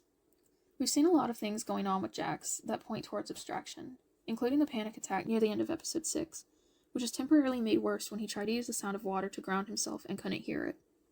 Jax seems to have a set method of dealing with this dissociation, which makes me question how many times this has actually happened before, but he doesn't seem to be worn down by it yet. What I mean by that is, clearly he's struggling, but he's still able to recognize when he's under threat of abstraction, and still has the mind to pull himself out of it, whereas with Kaufmo, it was clear he couldn't do anything except drive himself insane. With Kaufmo, the most obvious thing is the word exit written all over his room, and no way out accompanying it. But we also hear from the others how he was. We should go check on Kaufmo. I'm pretty sure he'd like to meet Pomni. You want to come with us to check on Kaufmo? No, not really. I think Kaufmo's gone insane. Last time I spoke with him, he was rambling endlessly about some exit. And looking at the photos around his room, we see this one of the abstraction and the word "why" written on it. The drawing of him running from Kane, and multiple portraits of him with his eyes held wide open, implying he's been forced to watch what's happening one way or another. And this had likely been going on for a while, as portraits don't typically take a few seconds to make. And with Jack's description of how people are before they abstract. You seriously gonna blame me for something that everybody else did too? You didn't even know him. You don't even know what people are like before they abstract. They are not pleasant to be around. Like at all. Jax doesn't entirely fit the bill. No, he's generally not a pleasant person, and yes, he is struggling, especially made clear with his panic attack. But I think seeing the way he interacts with Pomni when things are calm, and he isn't putting on a show to be funny, goes against the established obsessive spiraling mindset that abstractions deal with. We see with Kaufmo the clown that Kaufmo was part of the group. He liked to tell jokes, he managed to be friends with Jax and Ragatha and everyone else, meaning he was probably a very likable person under normal circumstances. But when we hear about him right before his abstraction, we get, Whoa, Kaufmo, listen, I know we didn't always get along, like when you called me out for fake laughing at your jokes. I swear I really did think they were funny. I was just having a bit of a bad day. How is Kaufmo doing? I hope he's not still mad at me for not laughing at his jokes. I don't think I've ever seen him this happy before. Well, it's good to know he hasn't completely lost his mind. You want to come with us to check on Kaufmo? No, not really. I think Kaufmo's gone insane. Last time I spoke with him, he was rambling endlessly about some exit. which implied Kaufmo's personality changed as he neared abstraction, becoming more irritable or angry, not as good at telling jokes, and eventually snapped when the others didn't believe him about the exit. I think Pomni was definitely onto something with seclusion leading to abstraction, as Kaufmo not being seen as funny and not being believed, along with them thinking he's going crazy anyway, likely led to him feeling isolated despite his friends still caring for him. This is likely the way Ribbit felt, which is why, according to Sarcastic Chorus's theory, Jax assumed Pomni was accusing him of Ribbit's abstraction, though I believe Jax was talking mainly about Kaufmo's here. This was how Gangle felt when she began associating in episode 4. Pomni knowing she had people that would care about her is what pulled her out of her own fear of abstraction. And Jax was dealing with the break in his and Pomni's friendship when he started dissociating in episode 6. Another thing I find interesting is that the sound of water calms Jax down, and we can see water flowing underneath the abstractions under the map. Maybe this is foreshadowing, or maybe this is just to keep the abstractions calm. But, like I said before, Jax doesn't fully fit the criteria that we saw with Kaufmo. Where Jax isn't always pleasant to be around, he still has the ability to be, but chooses not to be, to keep from getting close. It isn't an inability to be friendly or personality change due to a spiral that makes him unpleasant to be around. It's his own desire to avoid re-experiencing loss. We haven't seen his room, but I doubt that, at this point, is covered in the scribbles Kaufmo's was. It could be, as the whole being trapped here thing is on his mind, but at this point he doesn't seem any more gone than the rest of them outside of the isolation, which again is done by his choice, not others' avoidance. I'm almost done with this section, but there's something I wanted to bring up before moving on. When I initially started thinking about this, I remembered how in Pomni's nightmare, everyone reached for her when she fell except for Jax.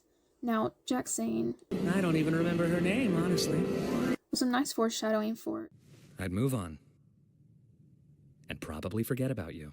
As well as working to add a deeper layer to why what he'd said hurt her so much. When I first got to looking at this part of an abstraction theory, I thought that Jax not reaching for her could be foreshadowing that he would abstract, and maybe even that she'd abstract or nearly abstract after him. But looking back as it is right now, it seems like this was simply a reflection of the fact that Jax didn't show up to the funeral, and hence why he wasn't one of the people that caught her, as he wasn't one of the people that resolved her fear of being forgotten. I know I said earlier in this review that Jax was starting to fit the criteria, but examining it more closely from this perspective, it doesn't feel like he fits it enough to be considered as someone who's about to abstract. I think he fits the criteria in the sense that there are similarities, such as the self-isolation, but things such as the origin of why he's self-isolating prevent him from fully fitting the criteria. Shipping? What are you looking at? The consequences of our actions. You know, I know, we all know. Shipping is inevitable. With this many new characters, imagine all the violent shipping wars that we'll be completely powerless to do anything about! Is this a cry for help? And it's something anyone who is part of the Gravity Falls, Star vs. the Forces of Evil, Undertale, SpongeBob, etc. fandoms are well aware of. Possibly too aware of. So it can only be expected at this point. With that being said, I really enjoyed watching Jax and Pomni's platonic relationship develop during episode 6. I'm sure there are plenty of people that ship them romantically. If you do, that's whatever. But I really enjoyed watching their friendship develop, at least until it all came crashing down at the end there. For those who do ship Pomni and Jax romantically, I wouldn't care personally if it goes in that direction or not, but I think we can all agree that he has some issues that need to be worked out first, and that shouldn't really be ignored.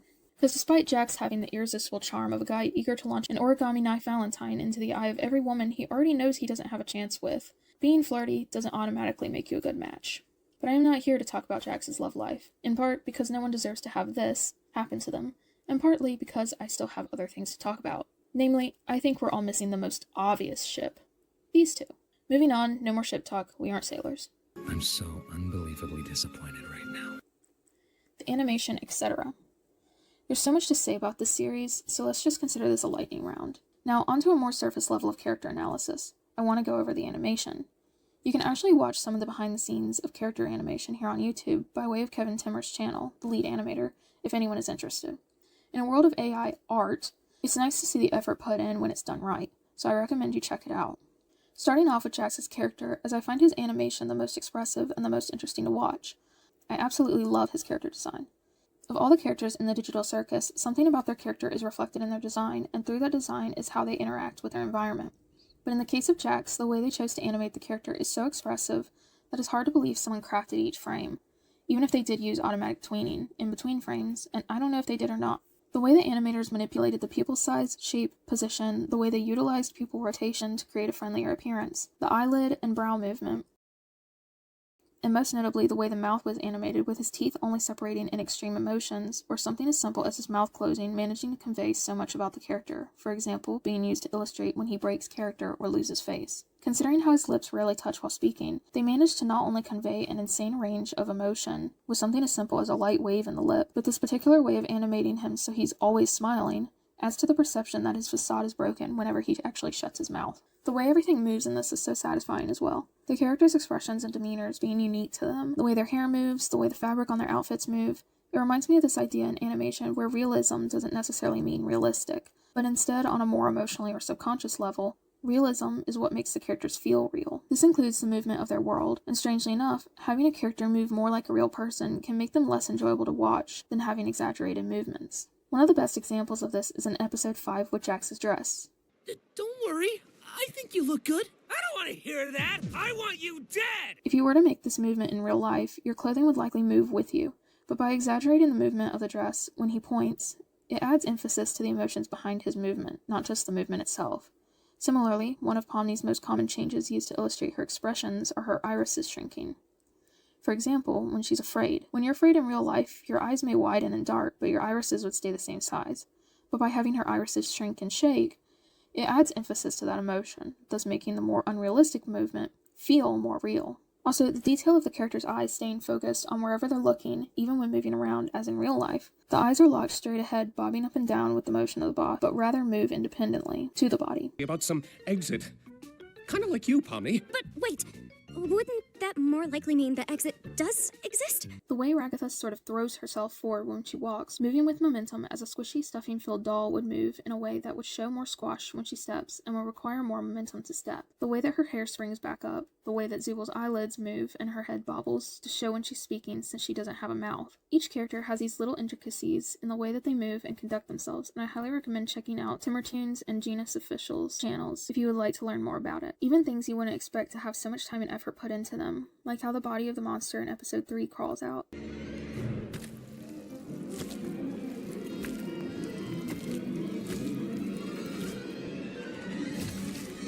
If you look closely, you'll see how they even made the radius bend over the ulna in the forearms when it moves, and the bones and muscles in its hands flex as it grabs the side of the pipe.